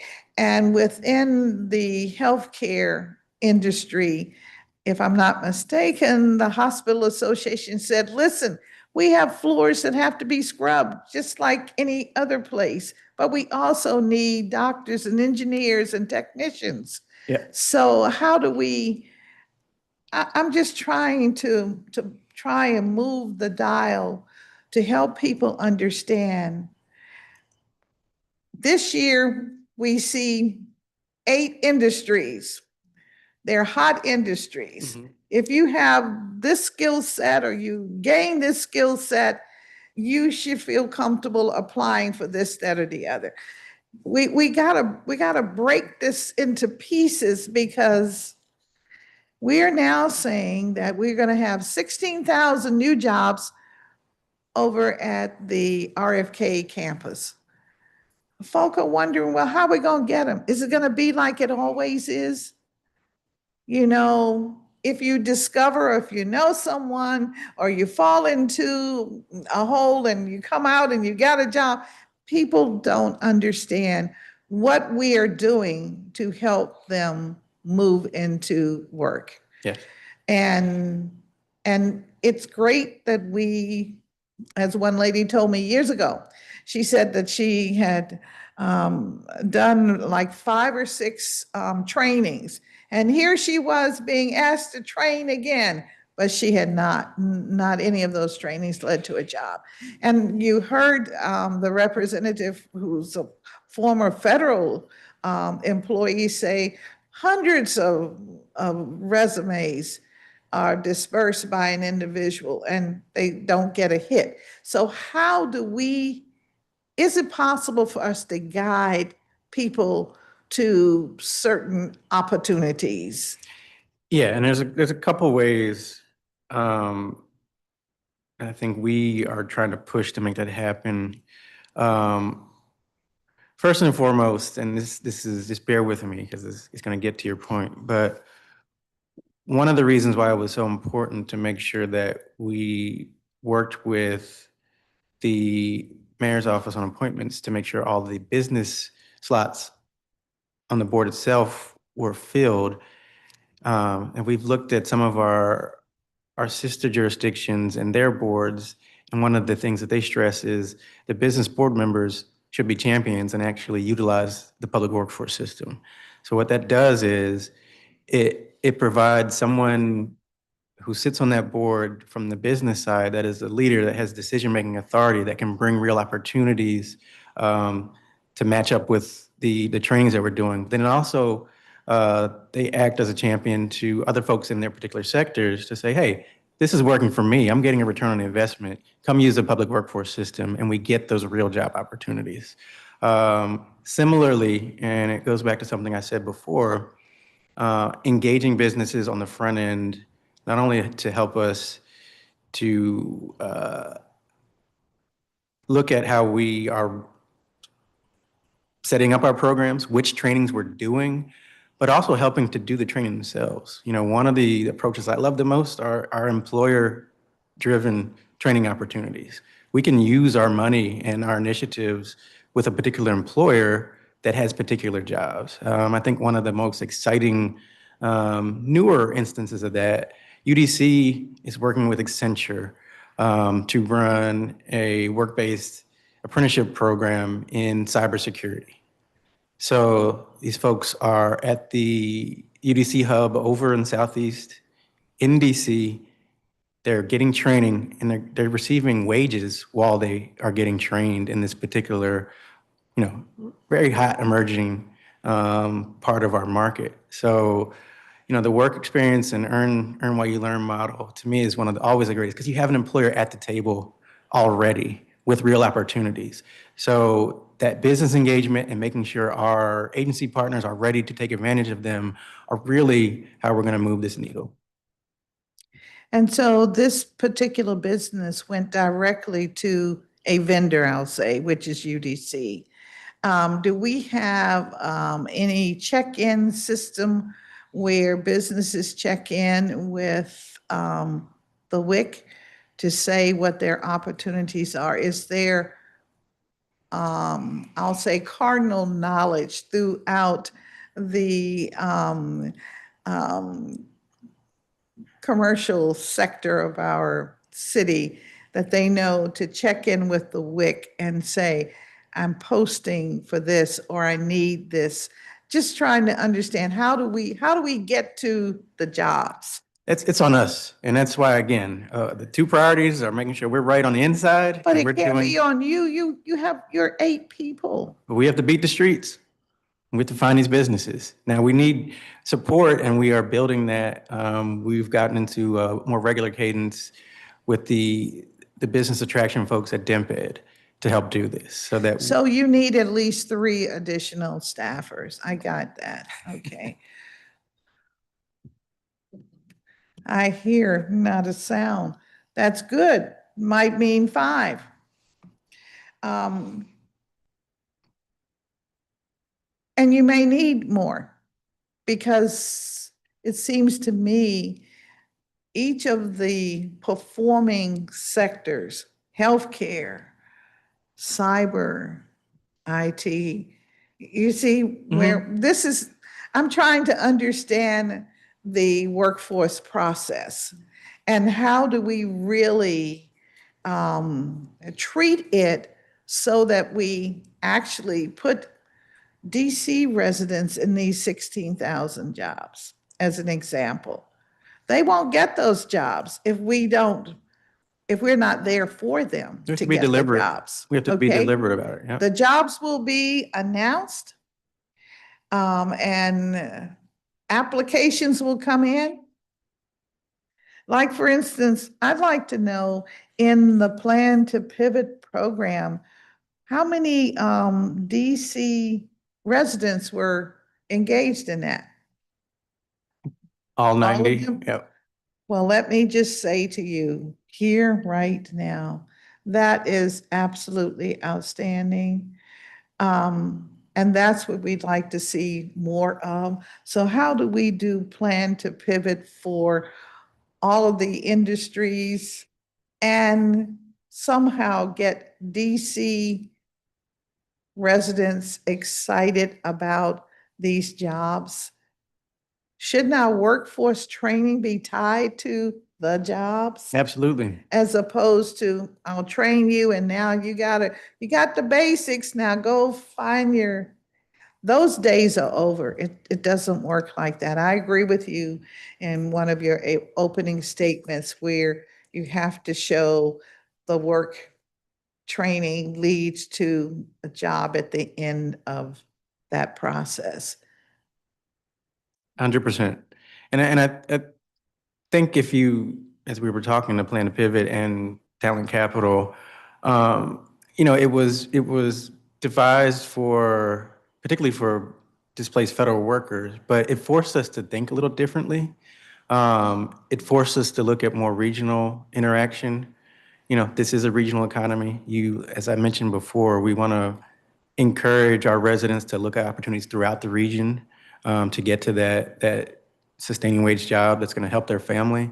But it really was a push around the region. We talk to each other. We share ideas up to a point, but how we're structured with funding, we're very zealous about making sure that our funding goes to our residents, which as we should be, because we're supposed to support the folks that live in our jurisdiction that we're trying to help. But there are ways that we can leverage each other's good offerings, whether that's through reciprocity of training providers, business opportunities, employment opportunities, in the neighboring jurisdictions. I don't have to tell you that, council member, that the influx of non-DC residents that come to the city is huge. But as we've been tracking, there's an outflux too. There are a sizable number of DC residents that work in the surrounding counties. Yes. And we want more of those opportunities for our residents. And there are some things that we're looking at. We're looking at warehousing. We're looking at logistics support. We are having ongoing conversations with the airport authority, and they are supportive of having more DC residents get opportunities at both National Airport and Dulles.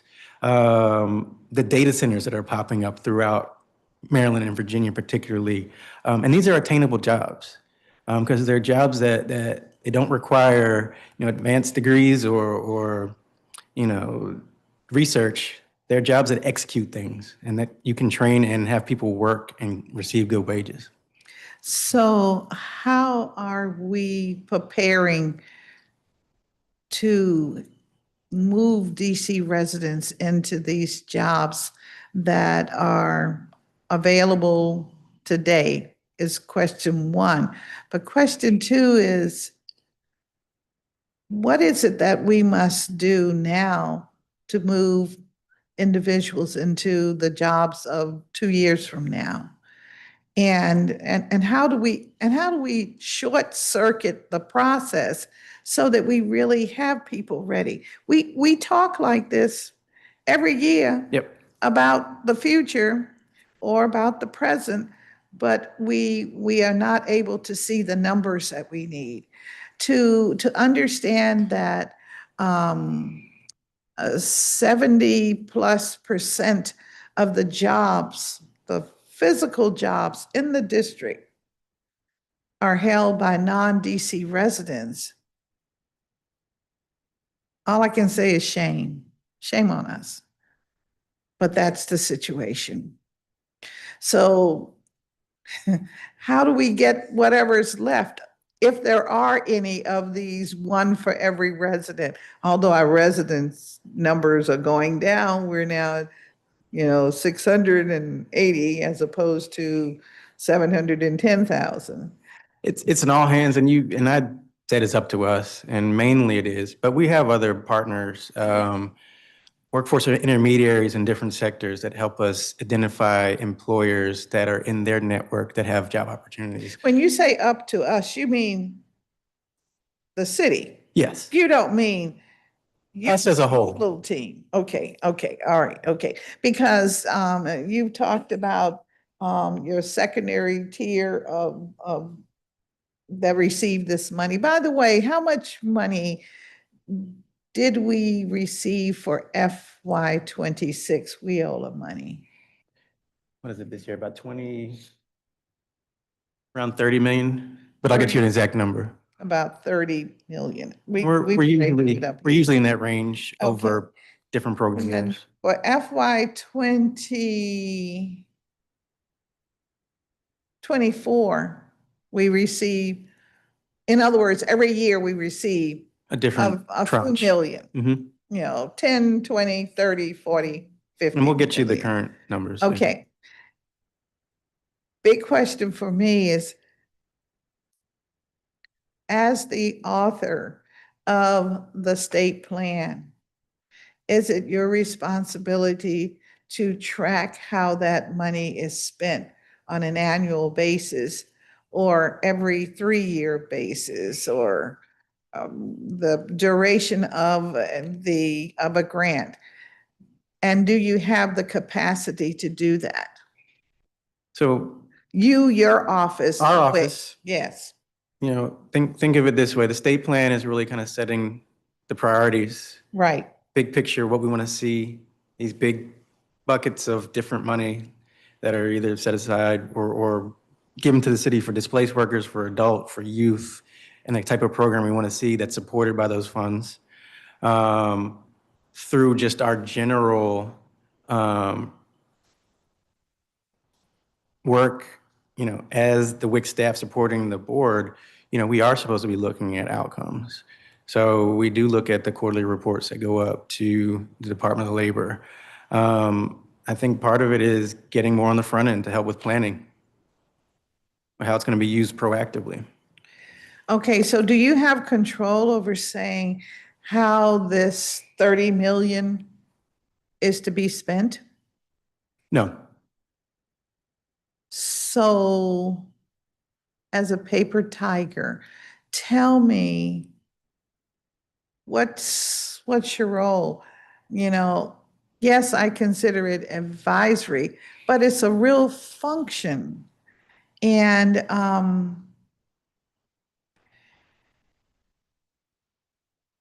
where do I go in this government to understand how 30 million of WIOLA monies have been spent?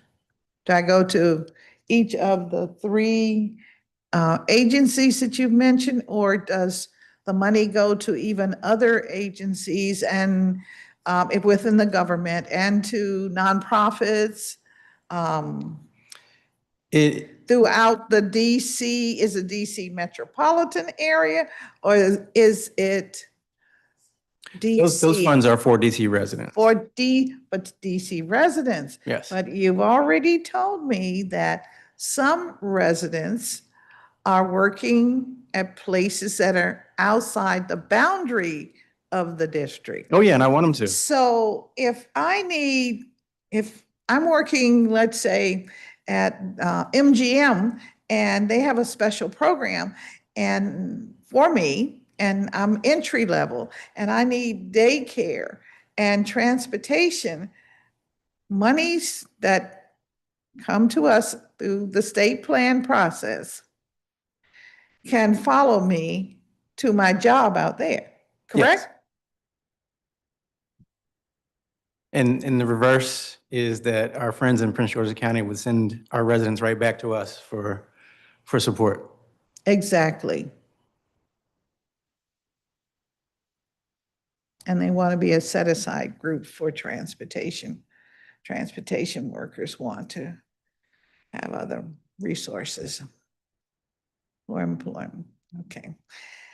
Well, I'm just trying to see what we can unravel, because this is a big ball of string that we can unravel if we can, so that we have a more streamlined approach to getting, yes, the dollars out the door. I certainly don't want there to be unused dollars, but I'm not convinced that your agency can track the dollars, although you prepare a plan that says we should have the dollars and we have a need for using the dollars, but it sounds like we don't have a process for tracking whether or not the dollars are being utilized and how they're being utilized.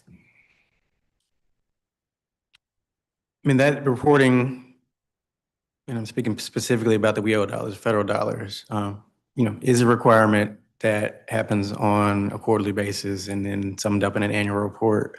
But again, I think part of it is having more interaction and input on the front end about how the planning for these dollars happens. Yes, and your agency having a say as to where the dollars go. I mean, you can't track what you don't know where it is, and Agreed. me, you can't. But so that's a big hurdle. It is, and I'll say this, especially over this past year, we've been having more and more close and productive conversations with IC, DDS, DOES around this issue, so that we get a better understanding about, number one, kind of different approaches to using these dollars and for the particular populations. All right. Okay. So, and I have the numbers for the funding. You have the numbers for the, The WIO funding for the different years Okay. that are current. So, as I mentioned before, we're currently in the 3-year cycle for program year 2023, 2024, and 2025. So the total amount for 2023 for that 3-year cycle was $23 million. 2024 was $23 million, and 2025 was $21 million. 21? Mhm. Mhm. All right, and we know that all of that money has been spent, the 66 million. Not yet, because so take Because for, they have 3 years to spend correct, it. there's a 3-year performance period. So that's why it's difficult to track. Somewhat, because it crosses our fiscal years, and our fiscal years don't match the federal program year. So So this is dollars based on the federal the federal program year is July year. 1 June through June 30th. 30th, and of course, our fiscal year is October. Okay. So within your team, you probably have a staff person who is adapt to the federal FY year and is a mathematician that can keep track of all of these books and how, so you could do it if you knew where the money goes when it comes into Mhm. the district government. And so the big deal is, so who gets the money now? Is that DOES? Yes. So DOES gets the money, DOES distributes the money. And is there a requirement for DOES to have a plan, to your knowledge, for distribution? They have to report on it, yeah. I know a report on it, Mhm. but is there a plan that says, I'm getting 21 million and there are 8 agencies that need money based on, they have submitted, do they submit like an application? Is it treated like a grant? Or is it treated like, well, how is it treated? I think depending on how and some of the money does flow out to other agencies for their programming. I think we've seen some disposed of through MOU, some through grants. Some is contracted out. Grants and contracts. And MOUs. In the broad categories, as I mentioned before, those WIO funds are split by the populations and it's intended to serve. So you're looking at money that is set aside for adult, for dislocated workers, and for youth. So you need to put in a plan that distinctly looks at, we're going to use this amount of money for adults, this amount for dislocated, and this much for youth. But you don't, to my knowledge, get as granular on it's going to be used for this particular service at application or at the point where the money is being flowing down initially from the federal government. You just need to know that's in those buckets and in what amounts. Okay, so when the bucket comes, there's a bucket that stipulates this is money for adult workforce, Mm-hmm. bucket for youth workforce, a bucket for veterans. Mm-hmm. Okay, bucket for seniors. CSAP, yeah. Okay, all right. So then those buckets come into DOES. And then DOES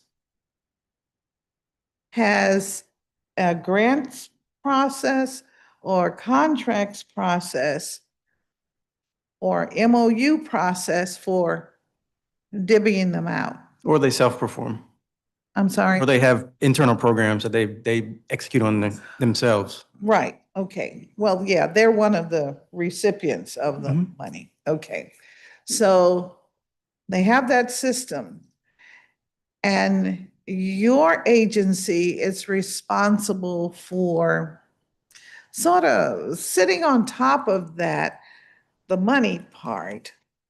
So do you have a say in what buckets it goes to, the agencies or the nonprofits it goes? Does it go to some nonprofits too? Yes.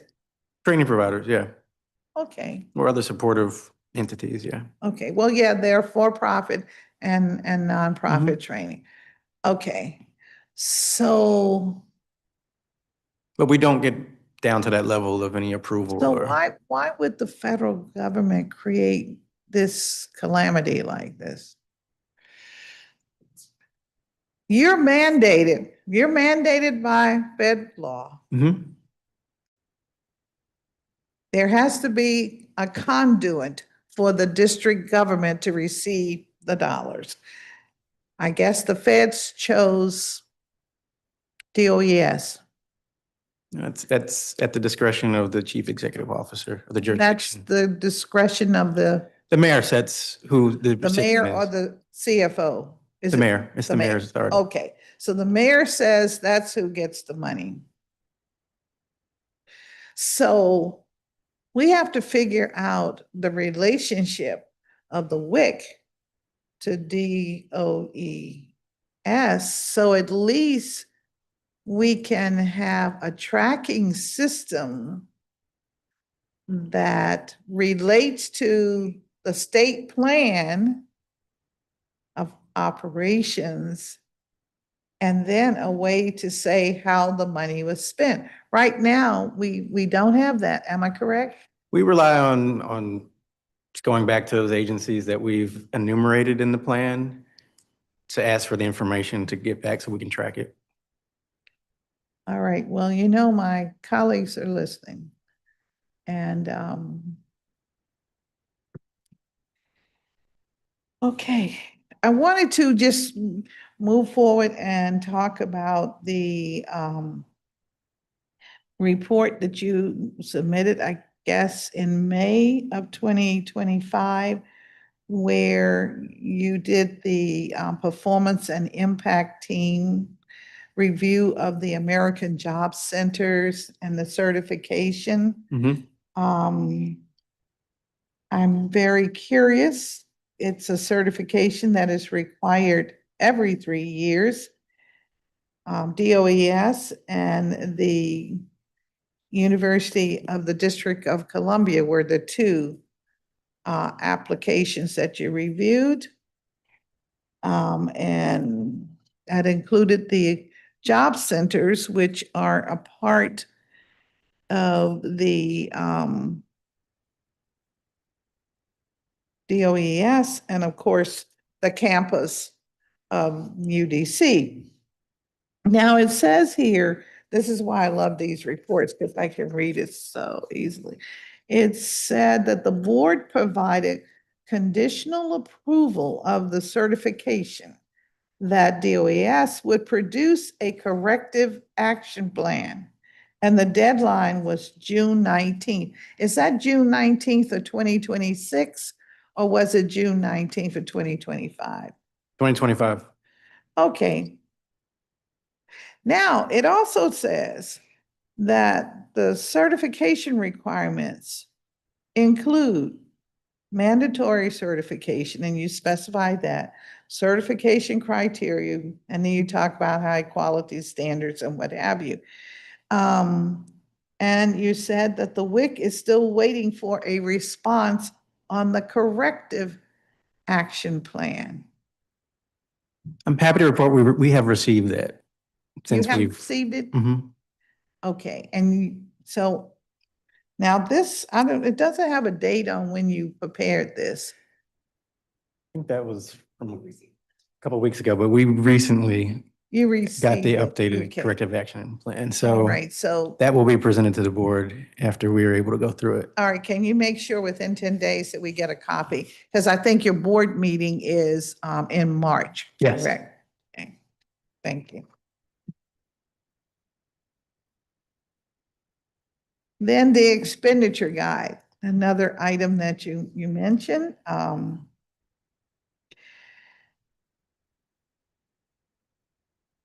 Your document does not say how many entities are in the expenditure guide, because this is a list of all of the, I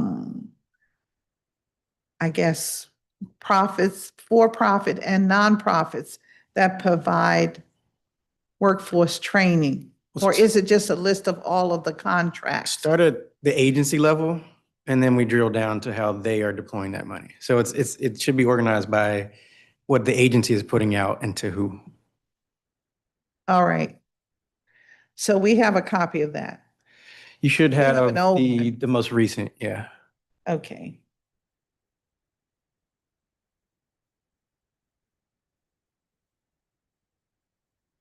So we have the 2024, but we don't have the 2025 update. Correct. Okay. And I mention this because frequently we hear from, I guess, for-profit, nonprofits that indicate, I had a contract for a year, but it was pulled back to 6 months contract. So they would be listed within this expenditure guide, I presume. It should be, right? We have it by contractor now. Yes. Okay. All the contracts would be Yes. listed. Okay, thank you.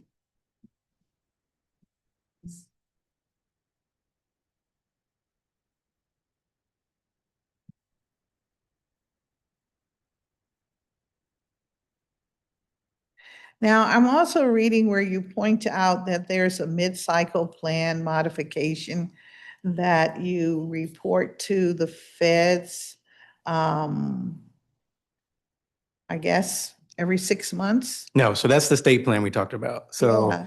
the Yeah, parent it's the state- document it's is the the state four-year plan. state plan, and then we do a mid-cycle 2 years later, and that's what we're developing now. Okay, all right, okay. This, and within that, are you still waiting for submissions? Because you had the 16th of January as the deadline? So this is the question and response I had with Councilmember Henderson, that, our initial deadline, we're seeking to push back a bit to make sure that we've addressed the recent guidance that came out from the Department of Labor, and that we have, that same corresponding information from all the agencies that go into it. So we've pushed that back a bit. Right, it's a part of the WIOLA Mhm. plan, right, state plan? Mhm. Okay, so you pushed back, you do not expect the submissions from the agencies on the 16th. You've given them until February or March. We've gone back to yes.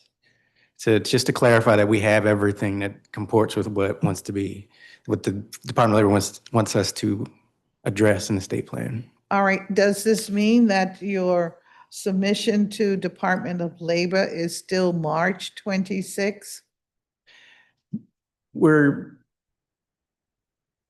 Did we say the 6th? April. Yes, we have asked for an extension. You've asked for April, so, okay, Just making sure I had it straight in my head, sorry. all right.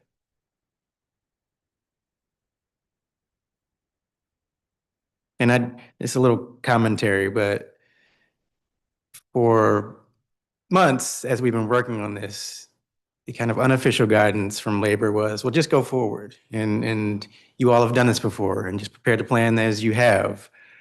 And we want to be very careful. We were waiting for the official guidance in written form so that we knew what we were being judged against. And so when we got it, we want to make sure that we've addressed everything. All right. On the one-stop operator situation, you said the platform goes live on January 27th. Is that this year or next year? This year. We're February, right? Mhm. Did it go live? Mhm. Okay, all right. Excuse me, yes. Thank you.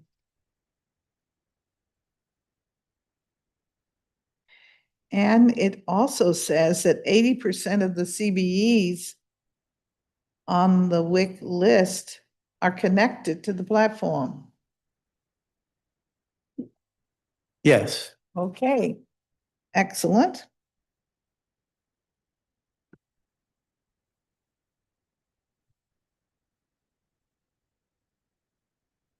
So what is the date that you've set for the WIC to present your annual report reflecting the accomplishments of the partners? May of this year. May, all right.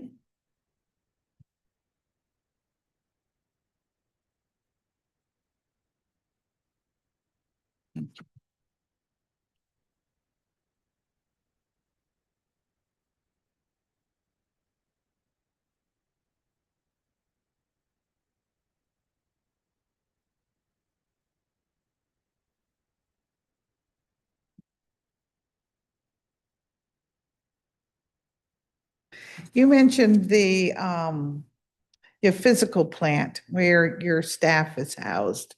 And you mentioned that the HVAC is a problem, heat, cooling, ventilation. Someone mentioned that. So, We are able to talk to the folks that service that building, and we've had some corrective action taken, but so you've had corrective Mhm. action. Okay, right, it's warm today, right? all right.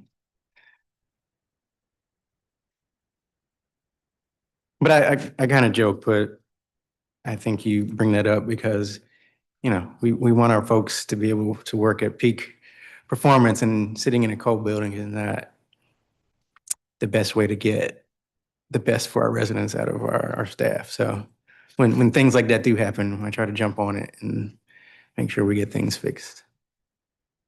Oh, yeah, you should just touch my fingers. You'll see how, okay. Just sitting here, I mean, they keep the air going, so we don't. This have seat over here that. is hot. I don't know. Yeah, it's not hot. You're good. Are there any regulations that you can think of that we need to put in place in your agency so that you can have greater functionality in line with your mandate?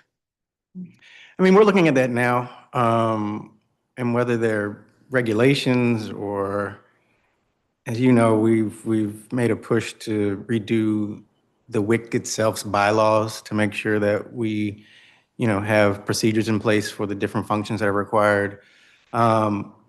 Less your question, but more broadly, our team under our a very adept associate director is doing a comprehensive look at the required regulations that govern the system itself. And that's one of the things that, the Department of Labor looks at, is to make sure that we have current regulations that govern the different activities that are supported by federal dollars. So the eligible training provider list is one example, but looking at how youth programming is done. So the different call outs need current regulations on how the system itself executes them.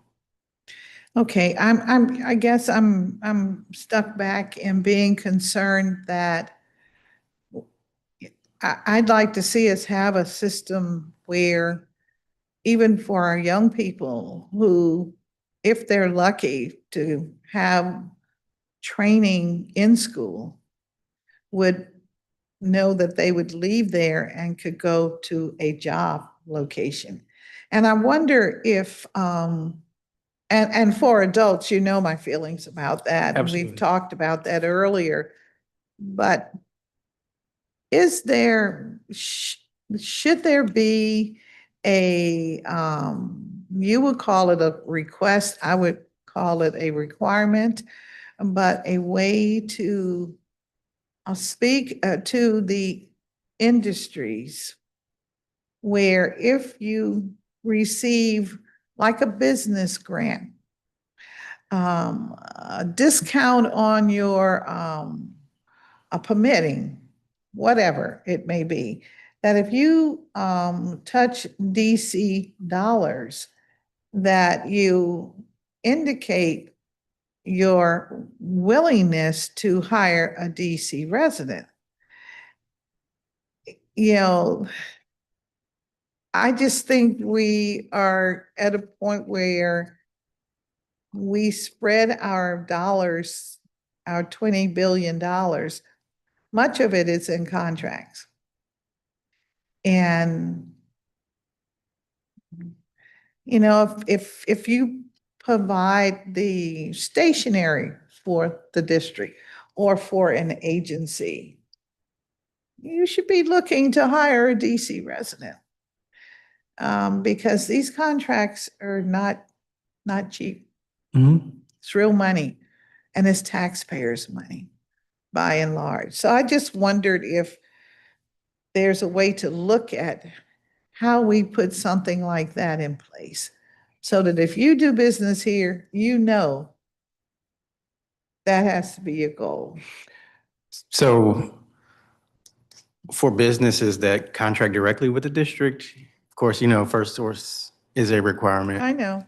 But I think more broadly, we've had some ongoing discussions again with the deputy mayor for planning and economic development with their business engagement team around whether it's incentives or requirements for businesses that are either here. Give them money. We Right. give them money. They can say, I'm having trouble and I need help.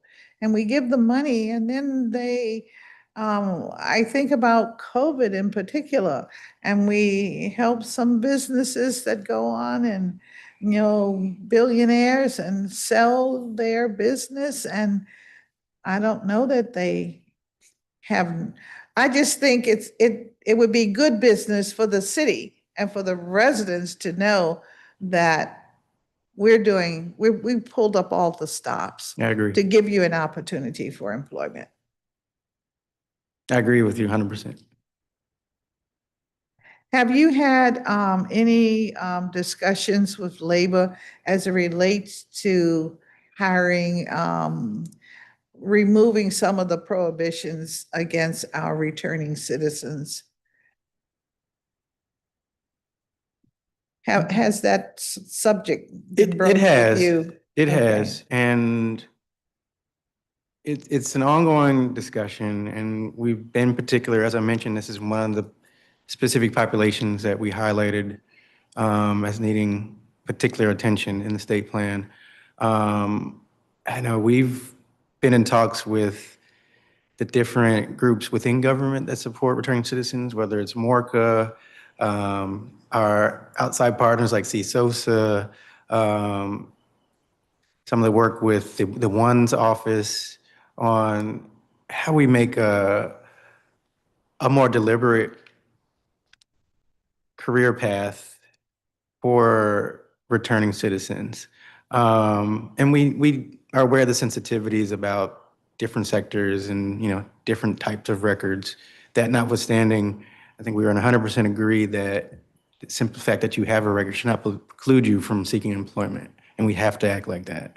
I know we, over the years, have kind of gotten accustomed to certain sectors are more welcoming of returning citizens, construction, some of the more manual, but we need to get to some of these non-blue collar jobs to give folks more opportunities and a broader array of opportunities for returning citizens.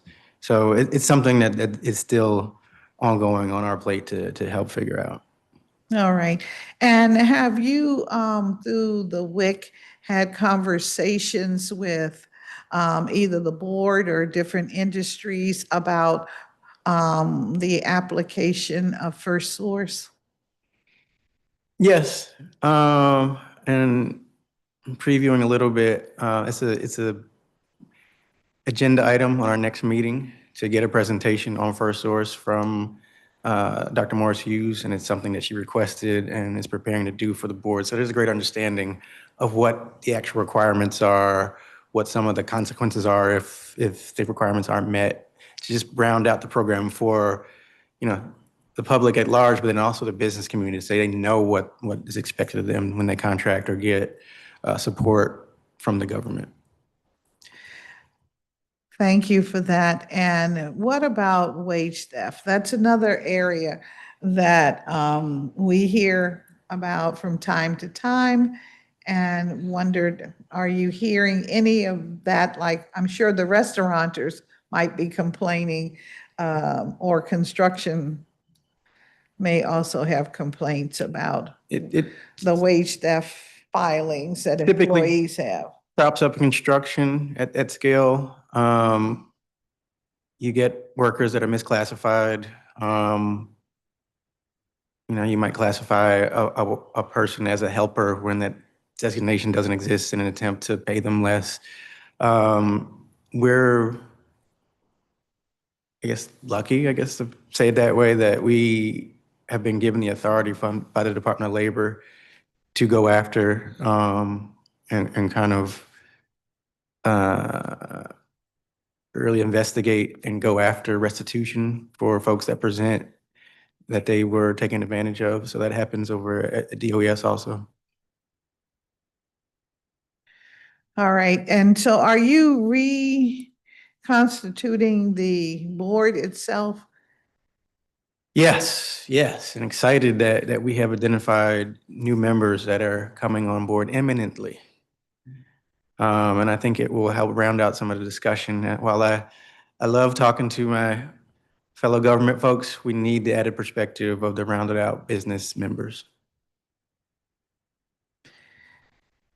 All right, have you set a deadline, or is there a benchmark for when you We're might looking at have the next changes, the next board meeting. which is March? Mhm. All right.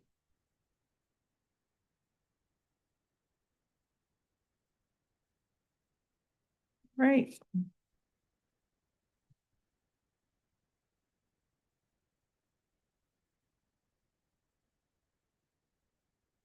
Well, staff wants me to speak to you about my idea of having a deputy mayor for workforce. And the point of the request to the executive is to really highlight the importance and the attention that needs to be placed on workforce now. As you know, the district's budget has grown. I remember when it was 5 billion, and today it's 22 billion.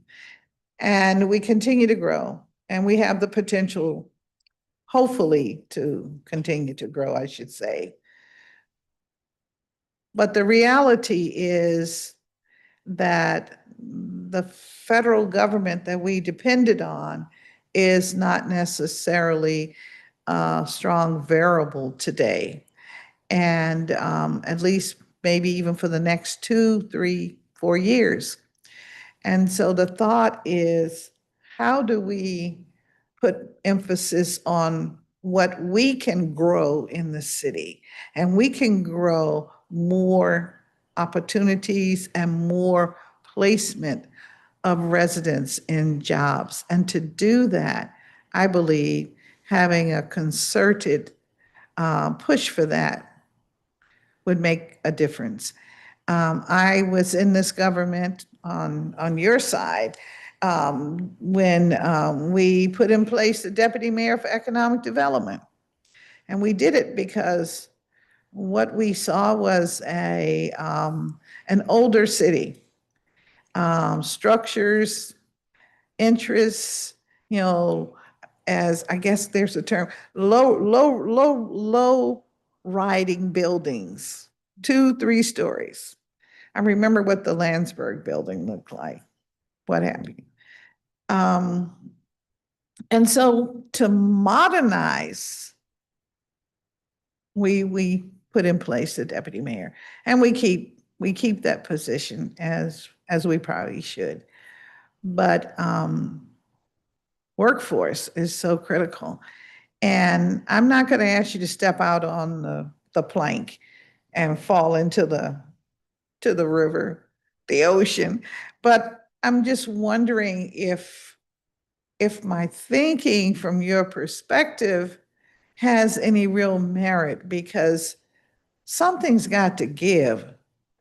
It's not just RFK campus, but it's this little network that you spoke of, and the agencies all being and having their own so-called fiefdoms. How can we track what we do? And when I talked to one agency, and I learned that 5,000 residents signed up for workforce training, 3,000 completed or thereabouts, but then 300 get jobs. And I think about the dollars and cents You know, and now to understand that in some of these agencies that are big recipients of the labor money, that they're perhaps not spending it, it calls to question, how do we pull all of that together? And I know the idea was, oh, it'll be part of education. Education is entirely different. God knows with our recent scores, we need attention to education, and we will continue to need attention to education. But this is different. This is about connecting a person to a job. And what do you need to be connected? And where do you come from? And how do we help you to navigate at least that first year so that you can have the opportunity to be successful? So just wondered what you thought about it. I think that connectivity is important. It's one thing that we try to tackle is really how to cut across, what are, I guess you'd call it natural distinctions between clusters, but I am heartened by, the other agencies that don't happen to sit in the education cluster have been willing to come to the table and talk to us and get guidance on how to do their programming better. And this is the system alignment piece that I will say and say and say again that we must get correct. And it does have to cut across the lines of different agencies that sit in different parts of the government. All right, well, we are going to give you your time back, and thank you very much for your time today, and look forward to talking to you during the budget oversight opportunity to tell us. I think you said 5 people, or was it the other team that needed 5? You need 5 too. Got you. Okay. Thank you very much for your attention today. Thank you, Mr. Councilmember. Hubbard and your team. Thank you very, very much. And so I say to the public, I want to thank all of our participants in today's performance oversight hearing for their contributions. I think we've learned a lot, and we appreciate the information that was shared. If the public has any additional thoughts or would like to submit written testimony regarding the performance of these agencies, please upload it to the hearing management system at dccouncil.gov or email it to seal@dccouncil.gov. That's CEAL. The hearing record will close in 10 business days. That would be February 12th at 5 p.m. And I want to urge those who have not submitted written testimony that testify before us today to please submit it so it can be entered into the public record. The next performance oversight hearing of the committee will be on Wednesday, the 11th of February, and we will hear from public and government witnesses for Events DC and public witnesses for the Department of Employment Services. This concludes our hearing for today, and the time is 2:15 p.m. on February 5th, 2026. The meeting is adjourned. Thank you very much.